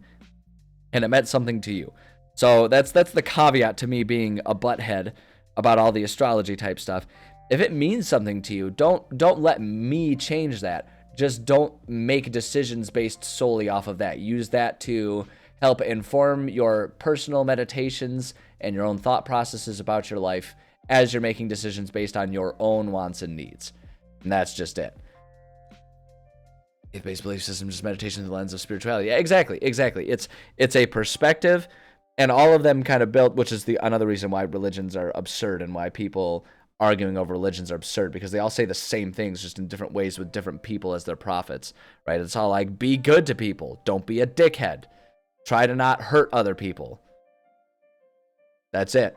Like, that's what they all break down to. Like, one of the best lines I've ever heard regarding religion actually comes from a movie that was kind of a little bit of religious propaganda, right? The Book of Eli, the one where Denzel Washington, who is one of my favorite actors of all time, was blind Jesus. And like someone asked him, like, because he was protecting the Bible, right? And it was like supposed to be this historical thing. And someone asked him, like, what's even in this book? What does it mean? And like his line was, he was basically, give more than you get. That's what I got from it anyway. And it's like, that's such a good perspective on everything. And it's like what it all comes down to. And why everyone fighting over who's the prophet and all that kind of stuff is just stupid. It's like, just actually listen to the upshot of the whole thing, which is give more than you get, right? Give more than you take. If we all did that, regardless of, in the name of whoever, holy shit, would this world be awesome. But, I digress. Ritual, spells, prayers, it's all meditation. Yeah, exactly. It's all just ways to get, it's all methods that will help you process things in ways that are meaningful to you, right? So it's like there's nothing prescient, there's nothing magical, there's nothing powerful about them. It's all about what it means to you. So, indulge in them, listen to your horoscope and see what it says and see what it means to you. Just don't, decide to quit your job based off of a horoscope saying like, oh, an opportunity will arrive in the next week. It's like, don't do that shit. Don't assume that it's prescient, right? Keep your eyes peeled. And because the way that's going to come true is because you're going to be looking for the right opportunity. And when even something small presents itself, you're going to be ready to take that opportunity because you're going to be in the mindset to do it because it helped you mentally prepare for that. But if you're just sort of like mentally prepared for opportunities anyway, you can like make your own fortune and all that kind of stuff. I don't know. I clearly have a lot of thoughts on it, but I digress because this isn't writing. An interesting chain of thought, though. And I just think it's an important one because I think diving too far into any of those things is a problem. Just like diving too far into anything at all can be a problem, right? It's good to have passion. It's not good to have obsession. And that's the problem with a lot of religion and spirituality things is people let it become obsession without realizing that's what they're doing. Like they don't realize that it's an obsession. And so they get obsessed with it and their entire life revolves around it. And that's a problem, right? Don't do that. Don't do that. Like be religious, be spiritual, take wisdoms from it where they're relevant and important to you. But after, service is done, time to go to the real world, right? Once you're done meditating with those crystals there, off you go. Off you go back to the real world. So that's the that's the upshot that I always encourage people. And I don't want you to not be religious or anything like that. I just want you to keep it in control. Yeah, I figured that was an accidental hit enter. M and D. That's our new sign of wisdom, right? Instead of amen, it's just M. Praise M. Let's make it a thing. Let's make it a new internet fad. M. Press M. Press M for solemn agreement. Press M for word. Like word. Anyways, what the hell was I working on? Oh yeah, we're working on. Okay, yeah, that's right. After all this talk about religion, we're working on. I don't need this link index. We're adding the table of contents up top. We're playing the heathenistic game of D&D. This is my religion. I'm obsessed with it. Same thing actually with D&D. As much as I love it, D&D, don't get obsessed with it. Don't let it take over your life. Don't let it take over your life. That's because that's bad. That's bad. All right, so this last one, what I want to do is we're going to do the when. And this is our chapter outline of what happens and when different things are triggered. Try to include all relevant points regarding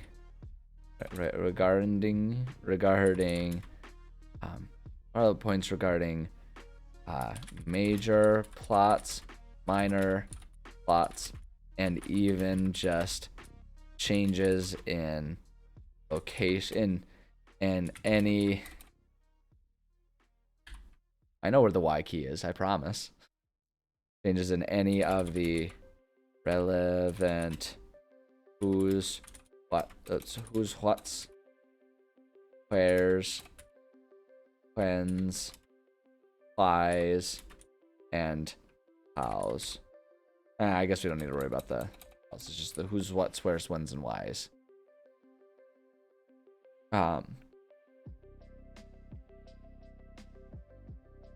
Also include justification on why these things happen, and include notes about if any of them can be triggered earlier or later.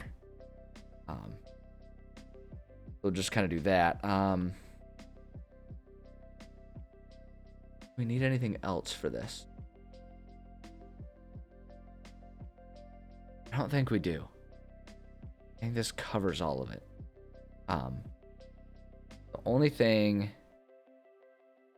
that gets tricky about this. So here's the thing that I'm thinking about. I've been thinking about this a lot. Like, it's not a super big issue for the mission that I'm running right now because it's designed to be kind of a linear one. But the problem with this is, suppose you want to try and make a sandbox type of environment. This can start getting tricky doing the when. Because I like to break things up in chapters, right? But what if players accidentally trigger something early or late? Do you modify the course of events? Or do you just, for that plot line, refer to it and let it be the chapter 8 thing, even if they're only at level 2, right? Like, how do you handle that kind of stuff? And that can be one of the trickiest things about DMing. And I think about this a lot, and this is why I think it is, and this is the type of thing that I think players who have never DM'd don't always understand, and why I, as a DM, am constantly trying to, invoke a certain level of sympathy and understanding from players, is because sandbox, everyone wants that sandbox, right? Everyone wants to be able to just run around willy-nilly, do whatever they want, whenever they want, wherever they want, to whoever they want, why ever they want, right? They want that freedom. But what they don't consider is the fact that this whole world is generated by a person. So anything that happens in response to whatever cockamamie thing you get up to, a person, a single person, one DM, has to handle that. And that is a much bigger task than people realize, because that includes balancing the difficulty of battles, knowing the enemies that are going to be there based on that balance and based on that battle, understanding the difficulty and balancing it for traps and puzzles, making sure that any relevant clues and items show up in places that will help you continue things, right? So that can be one of the major challenges of this. So if players are all like, well, we just want to go speedrun this and go after the main boss guy now, rather than going through all the Legend of Zelda rigmarole of fighting everything. And it's like in a video game, you can kind of do that. And there's a couple different ways that video games handle that. And the way I actually have taken that into sort of consideration. And in a lot of ways, that means there are two different ways that you as a DM can handle it. The way video games can handle it is one of two things. One is that the enemies throughout the world are naturally programmed to scale with you, and the computer can just handle all that. And because it's a computer, it can handle all of that in real time, and it's not a big deal. So that's one way you can do it, and you can do that same thing as a DM. The problem is that's harder. At least for me, it's harder. So like what it is that's easier. Like what that entails is you, after every session, then write the next session, right? Without necessarily worrying at all about what the planned long-term plot is or anything like that. And any good DM is going to have some amount of prep. No matter how much I pre-write all of my campaigns, there's always at least a little bit of session prep that I have to do to make sure that everything is responding properly to what the players have gotten up to. But the more I plan ahead, the less I have to do during that. And that's, for me, easier to plan ahead and do that kind of stuff and do as little planning in response to players as possible, because then there's not crunch, right? I'm not pressed for time to make sure I finish writing everything I need to write for my players, right?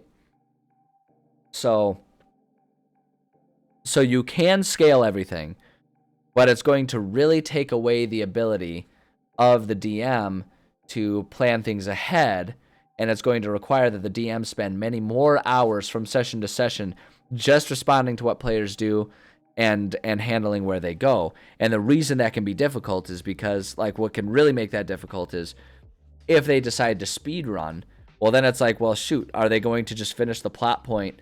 Even if I scale this and they can do it, does that mean they finish the plot point before they're even level 3 of what was intended to be a campaign taking them to level 15? Do you allow that or do you not allow that? Or what if they just decide to go completely off script and do things that are completely unrelated to what you had in mind? Do you then just scrap it and let it be a response and let them create their own villain just by their own shenanigans? It's a way to do it, but I find it's hard to write a compelling story in that way because you can't plan everything ahead and you're just trying to respond. So everything is just going to be chaotic. Plot lines are going to get dropped. It's going to be much harder to have revisiting, hints and stuff like that. Like, you can't really have a good Chekhov's gun thing if you're only responding to what players do, because you'll never have something that's relevant that they ignored or that they forgot about or anything like that. So I find that to be a very tricky way to do it. But a lot of people do DM that way, and they find great success doing it that way. So, if that's the way you do it, then great. But that's one way that video games handle it. And the other way that video games handle it, and kind of is the other way that a DM can handle it, the other option is a video game will be like, all right, you're facing the boss at level 1. You have no weapons. It's going to be damn near impossible, right? But it's like, you can do that. And you can do that as a DM too. You can staunchly be like, all right, yeah, you go storm the castle and you guys are hit by an arrow that does like 7d6 damage because it's like magical and these guys are balanced for a level 15 fight, right? Like, that's what happens here and you guys die. The hard part about that is with a D&D game, the assumption is that there aren't save states. So do you let your players kill themselves or do you let them ruin the story? Is essentially what it comes down to if you try to do a sandbox thing. So then it becomes a question of, well, do we even do a sandbox or do we railroad them? Which if you railroad them, it's going to be much easier for you to plan ahead, but you're going to inevitably, if you have good players that are your friends and are kind and understanding and are recognizing that they're playing a game, a lot of times they won't mind that so much. As long as your railroading isn't to the extent of like, oh, you feel sad about this, so you have to go attack this. You know, if your form of railroading is just something along the lines of like, yeah, you've been instructed by your employer that you have to go do this thing. If you don't do it, you'll be fired and you won't have resources and you can't do this, right? So it's like you can kind of railroad and be like, this is your job. You have to go do these things, right? You can kind of do those types of things, but you may even still have, you know, some players that don't like doing that. So then it just kind of becomes like, holy crap, how do you handle this? How do you produce a sandbox that makes things, you know, without making so that you have to plan twice and all that kind of stuff? And it's an infinite conundrum.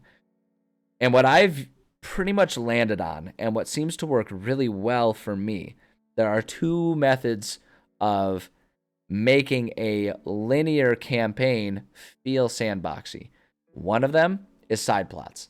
Have lots of side missions and all kinds of different things. So there's all kinds of different things you can do, and bonus points if you make those side plots tie into the main plot, right? So that way it's like you give them 3 pre-planned options, and they can choose which one to go to, right?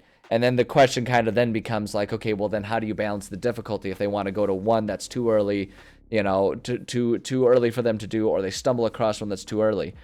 And what I find is that if you have multiple subplots going on, if they find something out of turn, right? If they get to something too early and they're not strong enough, you can be less afraid to be difficult, right? And be deadly with them, because they're more likely to be like, okay, well, you know what? We're clearly not ready for this. Let's run away, and we will come back at this one later once we've done this, that, or the other thing. And so then they'll go off to one of those other subplots, right? So they can kind of do that. So as long as you have multiple subplots and multiple things for them to do, they'll naturally choose the one that they think they're capable of handling.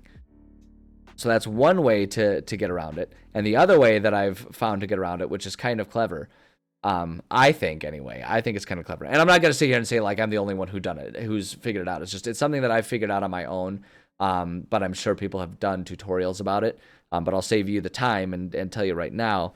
The trick that I found is give them multiple locations to go to, but have it be that when they arrive at any location, it's the next sequential thing. So that's kind of what my players are going to bump up against in their game that we're playing right now, is that they're going to find a map that has 2 important locations marked on it. It doesn't matter which one they choose to go to. There's going to be very little hints. They're not going to have the context. They're just going to say here and here, right? Important, important. And then whichever one they go to, I'm just going to do the next chronological one that they are going to be at the right level for. And so it's going to feel like the world is scaling with them. And so it'll feel like I'm putting in tons of work when all it is I have 2 plot points, right? I have like 2 dungeons, 2 things of plot organized, and I have 2 cities listed. They are not tied together. So I can take them and just like match them that way or match them that way, right? And it doesn't matter, because no matter which one they go to next, it's going to be the easier of the 2 ideas that I've created, no matter which of the 2 cities they go to. So those are the 2 sort of methods that I found to sort of handling those things. And in general, they seem to work pretty well. They can definitely be imperfect depending on what questions your players ask. And it's not even a matter of if they try to be buttholes or not. Sometimes players are like accidentally buttholes. They'll accidentally spoil a plot or disrupt things, and that's okay. That's okay. That's where it becomes important, where, like I always say, it can be really important, and I highly suggest, especially if you're newer to the hobby, find friends to play with if you can. I know that's not always an option for people based on location, based on friend groups, interests, and all that kind of stuff. But if you can, play with friends. It's more important to play with friends than it is to play with experienced good players, right? Because good players are not always good players, right? They might know the rules back and forth, but if they don't know how to have fun with the game, you're not going to have a good time. But if you're playing with your friends, it doesn't matter how how detailed or loosely you follow the rules, you're having fun with your friends. And that's the important part, and that's how you can explore that. And that's been my approach. I pretty much will refuse to DM for people who aren't people that I am on good terms with outside of the game anyway. You know, there are horror stories of friendships being ruined and stuff like that, but generally speaking, your basic likelihood of having a good experience skyrockets when you're playing with friends, because you're more likely to just be all like, oh yeah, that was an imperfect move by the DM, but honestly, we had a good time, so who cares? Or, you know, if you're the DM, you're much more willing to be like, look, guys, I'm going to be honest, you guys are a bunch of chaotic, you know, goofballs, and I have no idea what to do for this, so I'm kind of out of stuff to do for this session. I need to go write some more stuff, right? Like, you can have the freedom to do that if it's with your friends. If it's with people who you don't really know, you never know if someone's going to take that person and be like, oh, well, you're terrible, and I hate this game, and you should have done this or that or the other thing. So, I don't know. Rant over. I'm doing a lot of like rants today. I'm just in that mood, I guess. In a ranting mood. There's ranting and raving over here. You can't stop me. But yeah, so at any rate, so all of that in relation to how does that play into our when here? You know, how do we balance all that stuff when you're like me and you like to try and plan out the plot lines ahead of time? So what I usually find works here is I'm going to put my heading here. We're going to make that red. Chapter 1. What I'll usually do is each chapter will have new things that are important things that will happen based on what they accomplish in chapter 2, right? Is the idea here. And so a lot of times what I'll do is then we can do describe the major plot points that are relevant to this chapter. And what we can do, what I'm thinking about here is I might actually even change this. I might change it and just do, well, no, we'll leave it as chapter 1. Remember that each chapter corresponds to the relevant we're going to say corresponds to the level, to the player level of the same number. Right, so chapter 1 is level 1, chapter 2 is level 2, so etc, etc, etc. So we'll do bullet points. So we'll do major plot point. We'll say, and what I'm going to do here is we're going to make a subpoint and be like, what is the first problem in the major storyline? Problem in the major storyline. Or say problem. First problem in the major storyline. Say what will be considered a solution that triggers moving on. And then we can do the same thing with our minor plot points. Minor plot points. What are the... Actually, you know what I'm going to do? I'm just going to say, what is the next problem in the major storyline? What are the next quote, problems in the minor storylines? Right? What will be considered solutions that trigger moving on? And then we'll say other notable changes, and we'll just say has anything else in the world changed? I'm gonna say city dynamics, presence of various NPCs, etc., etc. Saying etc. a lot. And then we'll also say, is there anything unique that players can do in this chapter? And then I'm going to put in one other note. So here's what I want to do. Note. I do this for myself a lot here. Keep in mind that many of these things may happen independently.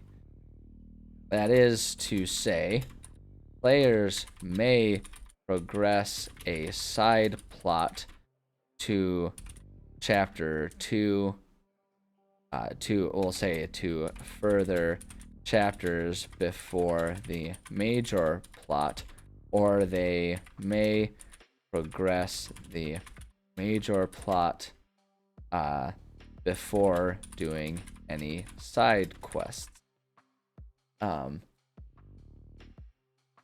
The best approach is to keep note of what chapter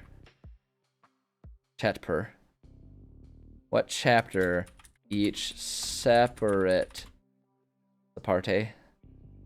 Wowie, I really butchered that one. Separate. There we go. Each separate plot point is on, and let them progress individually unless they are tied together. So like the idea here is that players may finish 2 chapter 1 subplots. They may even like get 2 of those subplots up to chapters 3 or 4 before I'm working on the major plot point there. That's where kind of the hybrid approach of being responsive as well as planning ahead comes into play. Because the idea is that you are responsive, and it's like, you know what? If like one of these major plot points is going to disrupt that first one, that first plot point, then it's like, okay, we need of the major storyline, it's like, okay, we need to progress that major storyline a little bit for them and bring them up forward. So then you can just kind of quickly ad lib in a, oh, you know, news has come in that this thing has changed, and throw them into chapter 2 or whatever. But largely speaking, you let each thing be its own thing. And so when you do it this way, basically, as long as you make it so that each problem needs to be solved in order to progress that one, you can at least prevent them from getting into areas that are, or getting into troubles that are beyond what they're prepared for, right? And if you want side missions to be more difficult things, you just don't present them until chapter 1. You present them in chapter 5 or whatever, and say like, yeah, what starts this is what's triggering this is that, you know, they have to be up to chapter 5 in the main plot line. So that way, you know, they're going to at least be level 5, or you can even just say level 5 in anything, you know, they need to be up here as long as anything is there. So you can start adding in like start conditions. And so we can actually even do this. We can say, what is the beginning condition that starts this problem, right? And so for this one, it's like chapter 1. They decided to play the game. That's what it is. But we can add that here. So it's like, so a lot of times that's going to be the same as what was like this part where it's like, what will be considered a solution that triggers moving on, right? That's going to be what the beginning is. So it's like, we've moved on. That's the trigger, right? And keep in mind, all of these are DM notes. So we can get super meta. We can get overly descriptive. We can get, you know, put in spoilers. We can do whatever we want because these are DM notes. So that's the way I'm going to try and make sure I organize these things.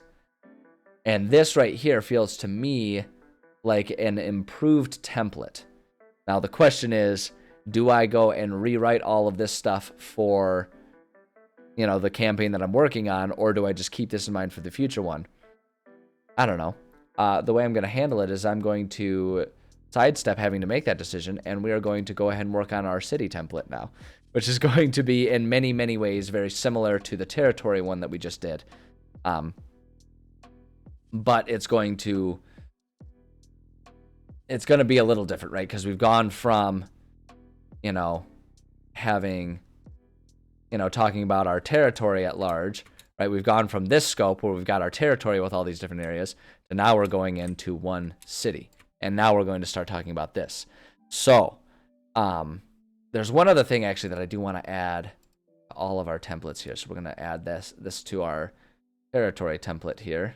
Terra template, if you will. And I know I will. All day and all night. Well, the one other thing I want to add here is I want to... trying to think about where would be the best place to do it. I want to include a map. I want to make sure each place includes a map. So I think what I'm going to do is I'm going to do... here, we're going to just take this. I'm going to copy that, paste that, and instead we're going to just say map. include an image of the map if you are of a mind. Add an clickable labels. Yep. Add in clickable labels to things that can take you to other relevant pages, other relevant location pages, but you don't have to. So we'll just include a map there. Perfect. How's it going, Enforcer Hound? I'm doing well. Thank you for asking. Hopefully the same is true for you. So yeah, I just want to make sure we include a map there. So now let's work on our city template. These ones are going to start being a little bit easier, but I want to try and keep exploring this idea of organizing everything around the basic concepts of, our who, what, where, when, why, how, and all that kind of stuff here. So for this one, I think the layout is actually going to be pretty easy to keep it as our, in the same layout as the territory. It's going to be the same. It's just focusing on the city relevant stuff rather than the territory at large. So a lot of our template actually we can copy and paste. So we're definitely going to I want to continue in all aspects, all facets of this, be better about adding in. Get rid of that. I'm going to put that down below. There we go. Hold up. Copy and paste. There we go. There we go. So yeah, I want to be better about adding tables of contents. We're just going to say location. So we're going to say, I'm going to, instead of being city template, I'm going to say, we're going to say location template. There we go. How would I run a harvest festival that's coming to a small town of about 300,000? Okay, so first off, we need to discuss what a small town is. Because 300,000 is not a small town. At any rate, harvest festival that's coming to a small town. I give or take, visit the town during the festival. How would it? I guess I'm not perfectly sure. Give or take, visit the town. Like, how would you run I don't know. What do you want the festival to include? Like, I guess that's what I don't know that I fully understand the question. Like, are you looking for what are some carnival games or some events that would happen in the festival, or 200,000 is the visitors? That town is going to struggle. That is a major town. That is a big town.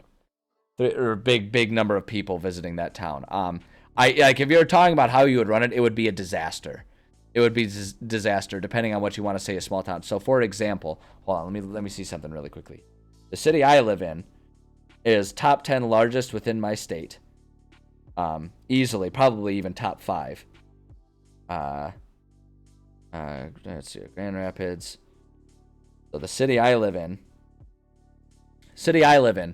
is, like I say, probably like the 3rd or 4th largest city in my state, right? This is a big city that I live in, all things considered. Not like big on worldwide scale, but it's a big city. The population is under 200,000. So you're talking about a small town with a very large city's number of people storming it. It's going to be a disaster.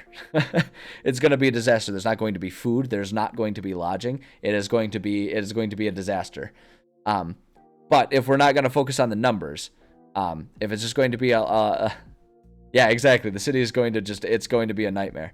But if we're just talking about how would a small town handle a large number of people and you've just got a large festival, I don't know, man. Like, there's going to be food. Like, what do you want your players to do? Are you wanting them to have carnival games? Then write some carnival games. Are you going to want there to be fun special shopping events like farmers markets and stuff like that? Then put those in there. I think it's kind of irrelevant, the number of people. If you just want there to be a festival, then just describe a festival with festival things to do for players to go around. I don't know that it has to be any sort of particularly special, complex thing. Just describe cool things that are going on at a festival, and let your players explore that and have fun. Just make sure there's things to do, right? Like actually things to do of consequence. Like if there's going to be games, write up a couple games that include dice rolling mechanics or something like that, so they actually have something to do. Don't just describe a game and be like, yeah, you go and play a game. Because that's the one thing that happens a lot when there's like supposed to be a carnival or a festival set up in a D&D game, is the DM says like, oh yeah, there's going to be a festival with all these games. And then players are like, okay, how do we play those? And the DM's like, oh, I didn't think about that. I just thought about that there would be games, thinking that the bus is going to drive itself, and that's not quite true. So come up with all kinds of like little mini games and stuff for them to play, or include specialty shops that have lots of specialty items only available during that time for them to buy, right? But then have ways for them to play games and earn money to do that kind of stuff, right? I guess that's all I would say. Other than that, I don't think you need to do a whole lot that's different. It's just you just describe the city as being really crowded. Is what I would do. Yeah, exactly. Yeah, it's yeah, 300,000 going to a small town that will absolutely decimate the town. Yeah, bear wrestling, there you go. You can just have like some basic like strength challenges and stuff like that. Yeah, like the mini games don't have to be complicated. Just do something like, okay, there's like a dart throwing contest, and they have like 3 increasing difficulty dexterity checks, you know, for aiming and throwing, stuff like that. Yeah, pie eating, you know, they have to make you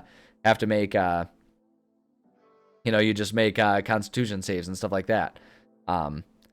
What else, man? I don't know, man. You gotta brainstorm that. There's carnival rides, there's balloon popping, there's ring toss, there's, I don't know, like you say, you've got wrestling, you've got pie eating, you've got like balance beam contests, you've got rides and stuff. I don't know, man. Just think about what fun stuff is gonna be there. I don't know.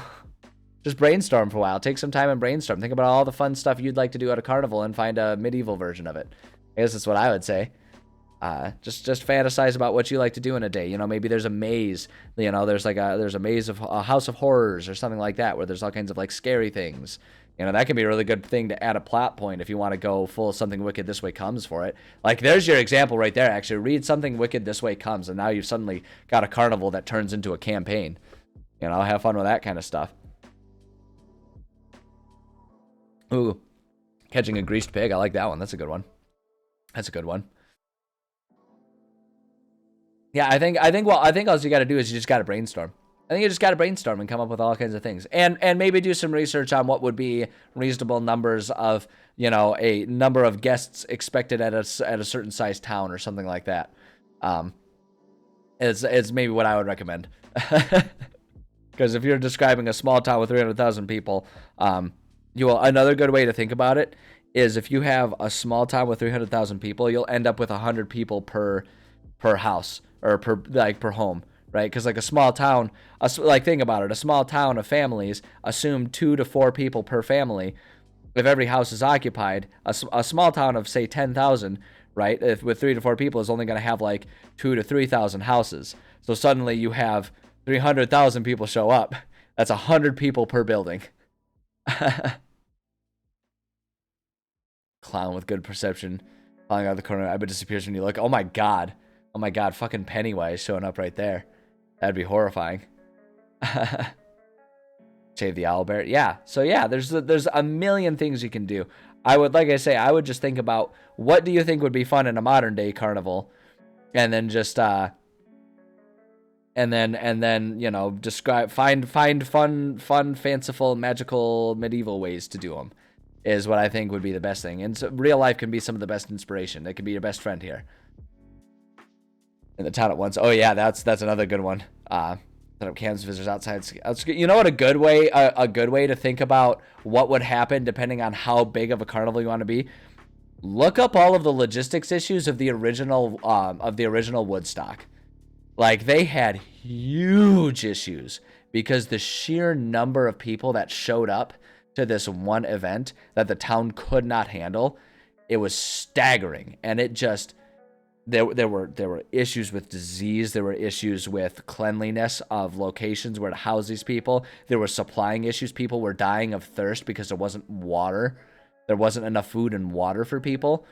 Like, look that up and think about how, you know, look that up, and then also look up how people go about organizing a festival, and just think about those numbers. Because yeah, like, I get the sense that the numbers weren't the important part. You're just trying to trying to point out the fact that there would be a lot of people in a small town. But yeah, like, you know, think about those numbers. 300,000 people is a lot. We have states that don't have that many people in them. There are countries without that many people. Oh yeah.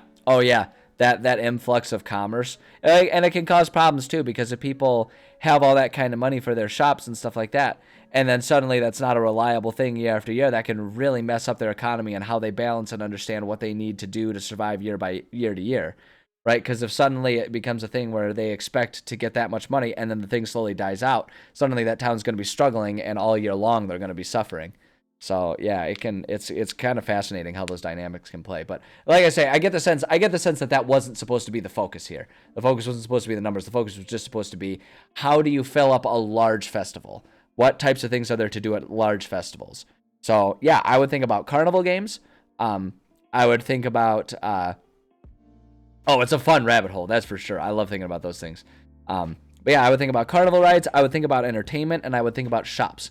And I would think about how that stuff changes and how the players can interact with that kind of stuff. That's what I would do if I were you. That's my recommendation. What happened here? Accidentally added a couple things there that we didn't need to add. So yeah, okay. We don't have a ton of time. I think one thing that we can do for some of this stuff, talking about like filling up this this template here for a town versus for a location versus the territory. I think a lot of this stuff we can kind of copy and paste here. I think what we can do. Yeah, right, Thieves Guild. Tons of market. Well, and it really messes up too, because what if it's a Robin Hood Thieves Guild that they like to steal from the rich and give to the needy? What if suddenly the needy, poor shopkeepers have become the rich? Like, oh my God, now what do they do? Suddenly their friends are enemies, and everything's going insane. That'd be amazing. That in and of itself could be a campaign plot point, right? Suddenly you got gray areas on who's good and who's bad. Maybe your players were part of the Robin Hood's theme, or the Robin Hood style Thieves Guild. And suddenly you guys, like, the whole campaign is you guys trying to figure out, like, how to handle everything. Yeah, I'm glad we could help. Hopefully, like I say, hopefully that is helpful. I know it's like there's limited number of detailed ideas, but like I say, when I'm trying to give advice, I do my best to not give a specific detailed idea, and more so give you ideas on what to think about, because I think it's going to be better because you understand, you know, what your group dynamics are and everything like that. It's going to be better if you come up with the ideas, but hopefully that's a good direction to focus your thinking a little bit, is what I try to do. Because if you do too much copying and pasting from other people's ideas, it won't gel with your group and your stuff super well, right? Because like we came up with a lot of goofy ideas. If you're doing a serious campaign, obviously it's going to be a little different, but you can still take the basic idea of thinking about what exists at a location, and then add, you know, the twist of your campaign into it. Tax collectors are going to have a lot of work to do. Oh my God, yeah, they are. Yeah, they are. Convenient time for the king to raise taxes, though, right there. They're like, oh, we got to raise taxes to handle all of this cleanup and everything from this festival, and then like taxes it up, but he doesn't increase the process of fixing everything. And that is what happens when you give major tax breaks and everything to things like cable companies, when it's like, oh, we're going to give you all kinds of gifts and tax breaks, so that way you can increase, you know, your gigabit or fiber internet installation. And Comcast goes like, oh yeah, we'll definitely do that with the money. And they proceed to pocket most of it and don't increase the speed of with which they install new technologies or repair existing technologies hardly at all. They might do it a little bit. You'd be like, oh yeah, no, we totally, see, we're doing more projects than we did last year. We got like 10% new projects, when they got the money to do like 50% new projects or something like that. There you go. There's another plot point. There's another whole campaign for you right there. Corrupted king. All right, so here's what I'm going to do actually for a lot of this stuff. Okay, because it has so many issues with scrolling down when I'm trying to highlight. We're just going to do it one bit at a time. But we're just going to, the way I'm going to modify this template here is we're going to cut and paste all of our territory things, but we're just going to change these things from being focused on the territories to now being focused on the city.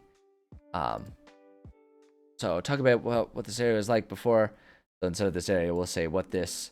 So we're talking about our history here. So naturally, what our city was like before the unhinging. For paragraph 2 of all the who, what, where, and why. So who are the prominent factions in the city? Factions in and so we can actually kind of get rid of these things because now it becomes a little more obvious. All these things. What did people do with their lives? This one we can actually do lives in the city. This one still is kind of relevant. Of detail involvements up to the DM. Set up what you need to move the story along. Let the rest be window dressing. Yeah. Especially if we're talking about the carnival type thing. You can describe as many things, but then only add in the important things that you need for your game. 100%. Unless you're me, in which case you're a world builder. You consider yourself a world builder before you consider yourself a DM, in which case you add all of these details that are far more than is really necessary for the campaign, but you like to do it anyway because it just gives you self-satisfaction to have this much of a detailed thing that you've created. Let's see here. What did people do with their lives in the city? That one, we'll actually leave those ideas. Like, what was the major culture? What are the major landmarks? So instead of cities, we're going to just say buildings, monuments, natural formations. Like, is it on the side of a cliff? All that kind of stuff. I actually do want to do factions. We'll say government, gangs, gangs slash clubs. That's kind of all that it is in the city. I don't know. Hidden underground society. No, I'm not gonna do it. I was gonna say hidden underground society of mutants, but I'm not gonna do that. It's implied. They're a club. The club of banished husks that seek revenge. The group of BH SR, the Bashir, banished husks seeking revenge. I don't know. It's not fully fleshed out. It's a work in progress. It needs some fine tuning. What are the major landmarks? Okay, when important historical events. When was the city founded? When did war take place? We can also add in when did certain important landmarks here, all that kind of stuff. It never got used. Builds, players go, have their fun and develop on the fly, taking notes as well. And that's a perfectly legitimate way to do things. 100% legitimate way to do things. I was actually talking about that just earlier, right? That some people have a more reactive approach to DM world building and stuff like that, and some people have more proactive. I do it proactive because I just have so much fun with it. I am well ahead of what my players are doing, and the challenge becomes like, and each one presents its own challenge. If it's reactive, how do you plan a more intricate long game campaign if it's more so reactive and your players can just kind of cause whatever's happening, versus if you plan ahead, how do you make it so it doesn't feel too railroady? Both of them are present their own challenges, and it just kind of depends on what you want to do and how you want to write things, all that kind of stuff. But yeah, no, perfectly legitimate way to do things. Whereas for me, I write entire campaigns. I like to write campaign modules because that's part of the world building that I like to do. I still do. I've been doing world building as a hobby for like 15 years of my life now, maybe even more. And so that's just what I do. That's just what I do. Why related to when? Why is this location important? Oh, let's see. We'll say why are the important locations important to people? Cultural importance, strategic importance, all that kind of stuff. Yeah, that's perfect there. Then during the unhinging, what was the area like during the unhinging? Offer paragraph to all who, what, where, when, why, see about the time. Let's see here. So who were the prominent factions in the area? Yeah, it's all pretty much the same as this stuff. True, I have to have it feel hurt when your players. See, that's the trick though. And that's why it doesn't bother me, because I do it for my own satisfaction. I'm not doing the world building because I expect my players to get into it. I'm doing it because I have fun doing it. And that's the trick. And so if you don't have fun doing the world building, then don't do it. But I have fun doing the world building. It's its own reward for me. I have stuff that I've written up and planned out that aren't even part of a campaign, never have been, and I just write it up because it's fun. It's creative writing activity. That's what I'm looking for, right? It's a fun creative writing thing, and I like to create and be creative for the sake of being creative. You know, I love creating games for my players, but I also like to create just for the sake of creating. So it's like, if you don't like world building, then don't do the world building. By all means, don't do it. But for me, I like doing it even regardless of if my players interact with it. It's fun for me. I'm having a lot of fun just thinking about not even world building, but I'm like planning out the process of world building. And so that's the thing about it too. And that's the thing too for me though, is like the flip side of that is I wish more people would do this type of stuff, not because they're trying to build a campaign, but because they just like doing it. Because I think, and this relates to what I was talking about early on today, where I feel like we live in a culture where like people like it's such a hustle culture that people don't do things unless it's monetized. But honestly, I think more people need to create just for the sake of creating. I think it's fun and satisfying, and you can get a sense of accomplishment from creating something just for the sake of doing it. It doesn't have to be profitable. I mean, how many famous painters didn't even sell a painting until after they died and their family members started marketing their stuff, right? It's like, just create because you love doing it, you know? Yeah, exactly. The creative process is rewarding. I like writing it down, you know? And it's like I say, if writing it down doesn't mean anything, I'm not saying that everyone has to do it exactly the way I do it. Don't get me wrong. You know, because if this isn't fun, then don't do it. But, you know, I don't know. I like to encourage people to create just for the sake of creation. I mean, look at me right here. I'm creating this stuff and I'm streaming. Do you think I'm getting paid for today? I'm going to make like, you know, I haven't gotten any subs today. I'm going to get like 10 cents from ads today. That's it. I'm doing this because I just love doing it. I love creating and I love sharing with people. And I feel like we need more people to sort of remember that, because I feel like we get so caught up in hustle culture that we forget that sometimes it's okay to do something for the sake of doing it. You don't have to do it for the sake of monetizing it, right? It's like sometimes it's okay to go to a theme park for the sake of having fun, not for the sake of creating fun TikToks of you screaming on a roller coaster. If you like doing that, then do it. But, you know, sometimes it's fun to just do something for the sake of fun. And I worry sometimes that our cultures nowadays are forgetting about that. So, I don't know. That's turned into more of a soapbox than I meant for it to. But, I don't know. Just keep that in mind always. Just having an RP in the open world. I realize my worlds were not alive enough. Yeah, that's fair. That's fair. That's the thing for me why I like world building, is because I find when I do this whole world building stuff, no matter what my players do, there's all kinds of stuff, like there's all kinds of stuff that I can react to because I understand the intimate details of this world. And so my worlds do always feel alive, or at least so my players say. They're always very impressed and very pleased with the level of detail and like the fact that no matter what they do, there's some sort of like worldwide response to it. And that comes from the fact that I take the time to do all this type of stuff, you know? So it's like, it's rewarding in its own right. But like I say, even if they don't interact with it, it's just, I like knowing this stuff. I like writing down this history and creating this stuff. You know, like I say, one of my biggest inspirations was like first getting into all of this type of stuff was back in the day, watching my sister play the Myst game. Just the concept that someone could write a world that exists within a book was fascinating to me. And so I just like creating that and just using my imagination to imagine, like, what if that was real? Instant gratification that modern video games and D&D doesn't. That's fair. That's fair. I don't know if that's 100% accurately it, but that's fair. There's a facet of that for sure. For sure. I think it's not necessarily just like, you know, only video games that cause this, that, or the other thing, or only this, that, or the other thing caused it, but I think that's definitely a factor. I mean, whether it's video games that cause it, there's definitely an issue with people wanting instant gratification nowadays. There's definitely an issue with people wanting instant gratification and not realizing that sometimes you got to put work into it. I see that a lot actually with me. That's me. I see that a lot with because I coach Muay Thai kickboxing, and I notice that a lot with beginners. There's always like an excitement when they first start because they learn a lot of real basic things real fast. And they get really excited about the fact that they've gone from never having thrown a punch in their life to being able to throw a punch, right? Or being able to kick something. They get really excited about that kind of stuff early on. And then after a few weeks, that learning curve really levels off because suddenly like they've learned some of the basic stuff and they know that.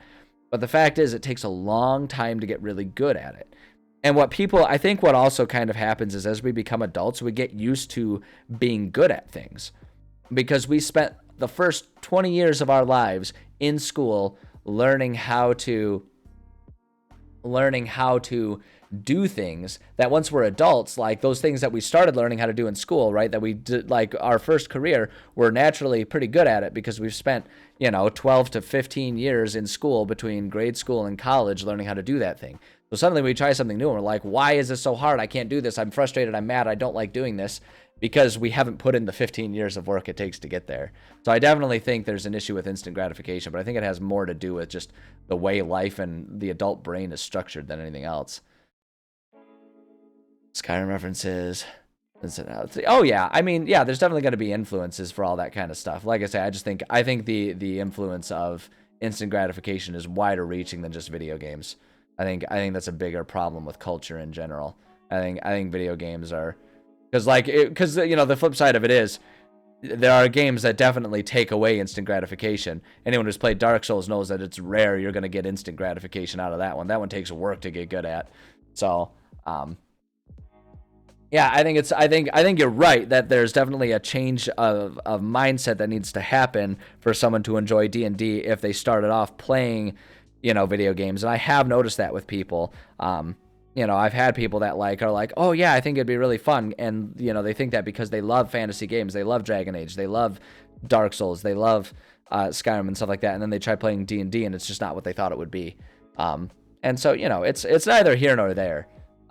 It's an interesting thought process, though, for sure. It's an interesting thing to think about, but yeah, I don't know. I'm not super quick to blame video games because as someone who plays a shit ton of video games and played video games well before D&D, I think it's a bigger issue than just that.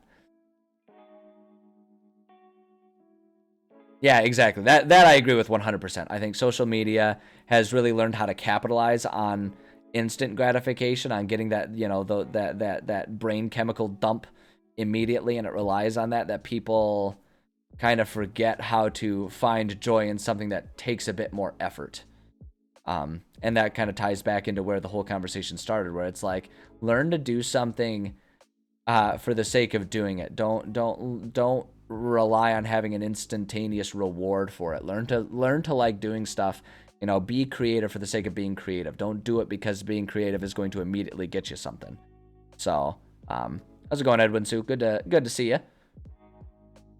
But yeah, I don't know. It's a complex thing. The flip side of it is too, in reality, I'm not super doom and gloom about it like a lot of people are.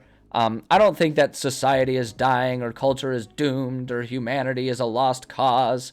I think every society, every age, every decade has had problems. And I think each decade, each generation has new problems that they have to solve, and it's just a matter of learning those. We'll adjust to the current problems, and then new problems will arise, and we'll have to adjust to those, and so on and so forth. I mean, every generation you can look back on the major issues, and in fact, I would say this generation is largely doing okay, all things considered, because in the past, major issues have been things like world wars and genocide. And while there are certainly major humanitarian issues like that happening in the world, it's not quite to the same, level as World War II saw things, So it's like, it's baby steps, which is frustrating because a baby step in the grand scheme of humanity is like 100 years, and that's longer than most of us will live. But, it's all a work in progress, and it's just a matter of being mindful of what we do and encouraging people to be mindful. Is culture as we know it over? Probably not. We probably just need to adjust everything. And so, yeah. Involve the creative process for its own sake. Abstracted teenager. Yeah, that's been true. That's been true since the existence of humanity, which is half the reason why humans have always had a lower average lifespan than their maximum possible lifespan. And a lot of it's because young people are dumb and impulsive, and they can't look at bigger picture things, and they get themselves in trouble. So the best you can do with that is just get them to focus on safer, more relevant things and get them through that period in their life, and then they can go on and be older and wiser and respect creative processes. I feel like that's also one of the reasons why, like, you'll sometimes see you know, a lot of like people at young ages finding success in creative outputs and stuff like that too. But it's like, I feel like that's why you see actors generally tend to, like, why you have to have 30-year-olds playing teenagers in movies and stuff like that, right? Because I feel like as you get older and wiser, you have an easier time understanding the process, not just the instant gratification. So like those people that understand the process are the ones that stick with it, enjoy it for what it is, and eventually they find success as they refine their craft, right? Like, yeah, you'll get some teen stars and stuff like that, but usually when that happens, then you also end up with people who have meltdowns and fall apart and all that kind of stuff. So, I don't know. I'm talking out my ass more than anything else. I am running short on time. In fact, I'm technically over time, so I'm just going to quickly finish up this little thing here and just make these small little edits to this, and then I need to take a break here. I got other stuff I got to do today. Prominent factions in the, instead of area, we're going to say in the location. And so this one, actually, you know what I'm just going to do? I'm going to copy and paste this because it's all going to be the same. It's just at a different stage in the history of this world. Because my world has, and we're going to do the same here, because my world has some historic events that break it into a few different, like, important eras that are all relevant just in terms of what players will see and encounter at any given time. And so it just matters, sort of like, the historic stuff is going to be, they see the ruins of it and all that kind of stuff. Oh, excuse me, and all that kind of stuff there. So we're just gonna do that. But yes, I do need to get myself going. So let me bring us to just chatting. Thank you. Yeah, I really do love this streaming like this. Like I say, just for the sake of doing it. You know, it's like, you know, just on the topic of like instant gratification and the hustle culture and stuff like that. If I could do this as a way to pay the bills, of course that would be awesome. But I love doing it regardless. So I'm just sitting here doing it, and what makes it fun is the conversations. You know, the ideas that people bring, the questions that people bring, the ideas, the different perspectives and stuff. That's what makes it fun. If I didn't like doing that, I would just turn off the camera and I'd sit here and write quietly to myself. But, you know, and as much as fun as that is, and sometimes I do plenty of that. I do plenty of that on my own time. But streaming is just, it's an entirely different thing, and it's so much fun. I love it. I love sharing these ideas. And I love knowing that I'm doing my part to help there be more DMs in the world. Because that's one of the other issues, is that there are so few DMs that when any of us steps up to be a DM, suddenly that becomes the only thing we ever get to do. And it's like, God damn it, I want to be a player sometimes. So at any rate, thank you guys for joining me. What's going to happen is I am going to be back this afternoon in like an hour, but I need to take a break to rest my voice, get a couple things done for like my day job and stuff like that. So I'm going to take a bit of a break. But when I come back, we're going to switch over and do some video gaming. I'm going to come back and we're going to play some Fallout 3 today, I think. We started Stray yesterday, but my intent is to bounce back and forth between those two games. So that way I don't get sick of either of them, and they can be fun, and we're just going to kind of keep that trend going. So we're going to play some Fallout 3 when I come back, like I say, in about an hour. Generally speaking, also just, you know, for future reference, my streaming schedule is we do Monday, Tuesday, Thursday, Friday. And this is, and keep in mind, this is all subject to if I have to cancel for any reason, for my day job, for family, friends, or anything like that. Because I'm doing this just for fun, it has to be one of the first things I cut out, unfortunately. But my baseline that I attempt to keep with is Monday, Tuesday, Thursday, Friday, 9 a.m. Eastern time zone till around noon, which is right around now. We'll do some writing, and then from 1 p.m. to 4 p.m., still Eastern time zone, obviously, is when we do some video gaming. So we try to do that. If you want to get notifications about when I'm going live, you can always follow on Twitch here. You can also follow me on Discord. I've got my Discord server. You can connect there, and you can follow me on Twitter. I put announcements there about when I'm going live and all that kind of stuff. So that's what's happening. I should be back, like I said, I'll be back this afternoon, and I should be back tomorrow for our stupid, oh man, we're getting ads right now. I should have pressed the snooze ads button. Hold on. I'm just going to make sure we finish this announcement for everyone who's sitting there waiting for notices about when I go live. Hold on. Oh boy. Stupid stinking ads. Although it's my fault. I should be more attentive. I'm still new to this whole monetized thing. I don't know how to do it right. So we'll just wait until the ads are done snoozing. Or ads are done running. And then we'll just finish. So we're just going to sit here awkwardly for a minute. gonna be weird. Everyone's probably gonna ditch out, but I'm a man of my word, and I was gonna give people information about it and all that kind of stuff. So just a little bit longer, waiting for commercials. God bless America.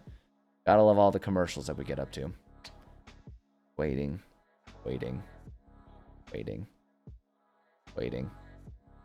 How long do they run the ads for? Good Lord. I mean, I know I'm being impatient, so it makes it seem longer, but good Lord, come on, man. Throw me a bone here, man. I really wish you could also press like the snooze ads in the middle of an ad break and be like, "Hey, I'm ending this. Let's end the ad break right now." I wish I could do that, but alas, I cannot. I cannot. There we go. Okay, we're back. Sorry. I'll finish my announcements. I just wanted to make sure I finished getting it when everyone could see it, because the stupid ads got in the way and I was not foresightful enough to press these snooze ads. Yes, I should be back tomorrow, normal time, if you can't join us this afternoon. Next week, on Monday, I can already tell you I have to cancel my morning stream. I need to go get my car, get some routine maintenance on that, and also while that's happening, I'm going to be re-upping my COVID vaccines and all that kind of stuff. So just gonna use Monday morning next week to take care of a few things. I may or may not have to cancel another either morning or afternoon stream.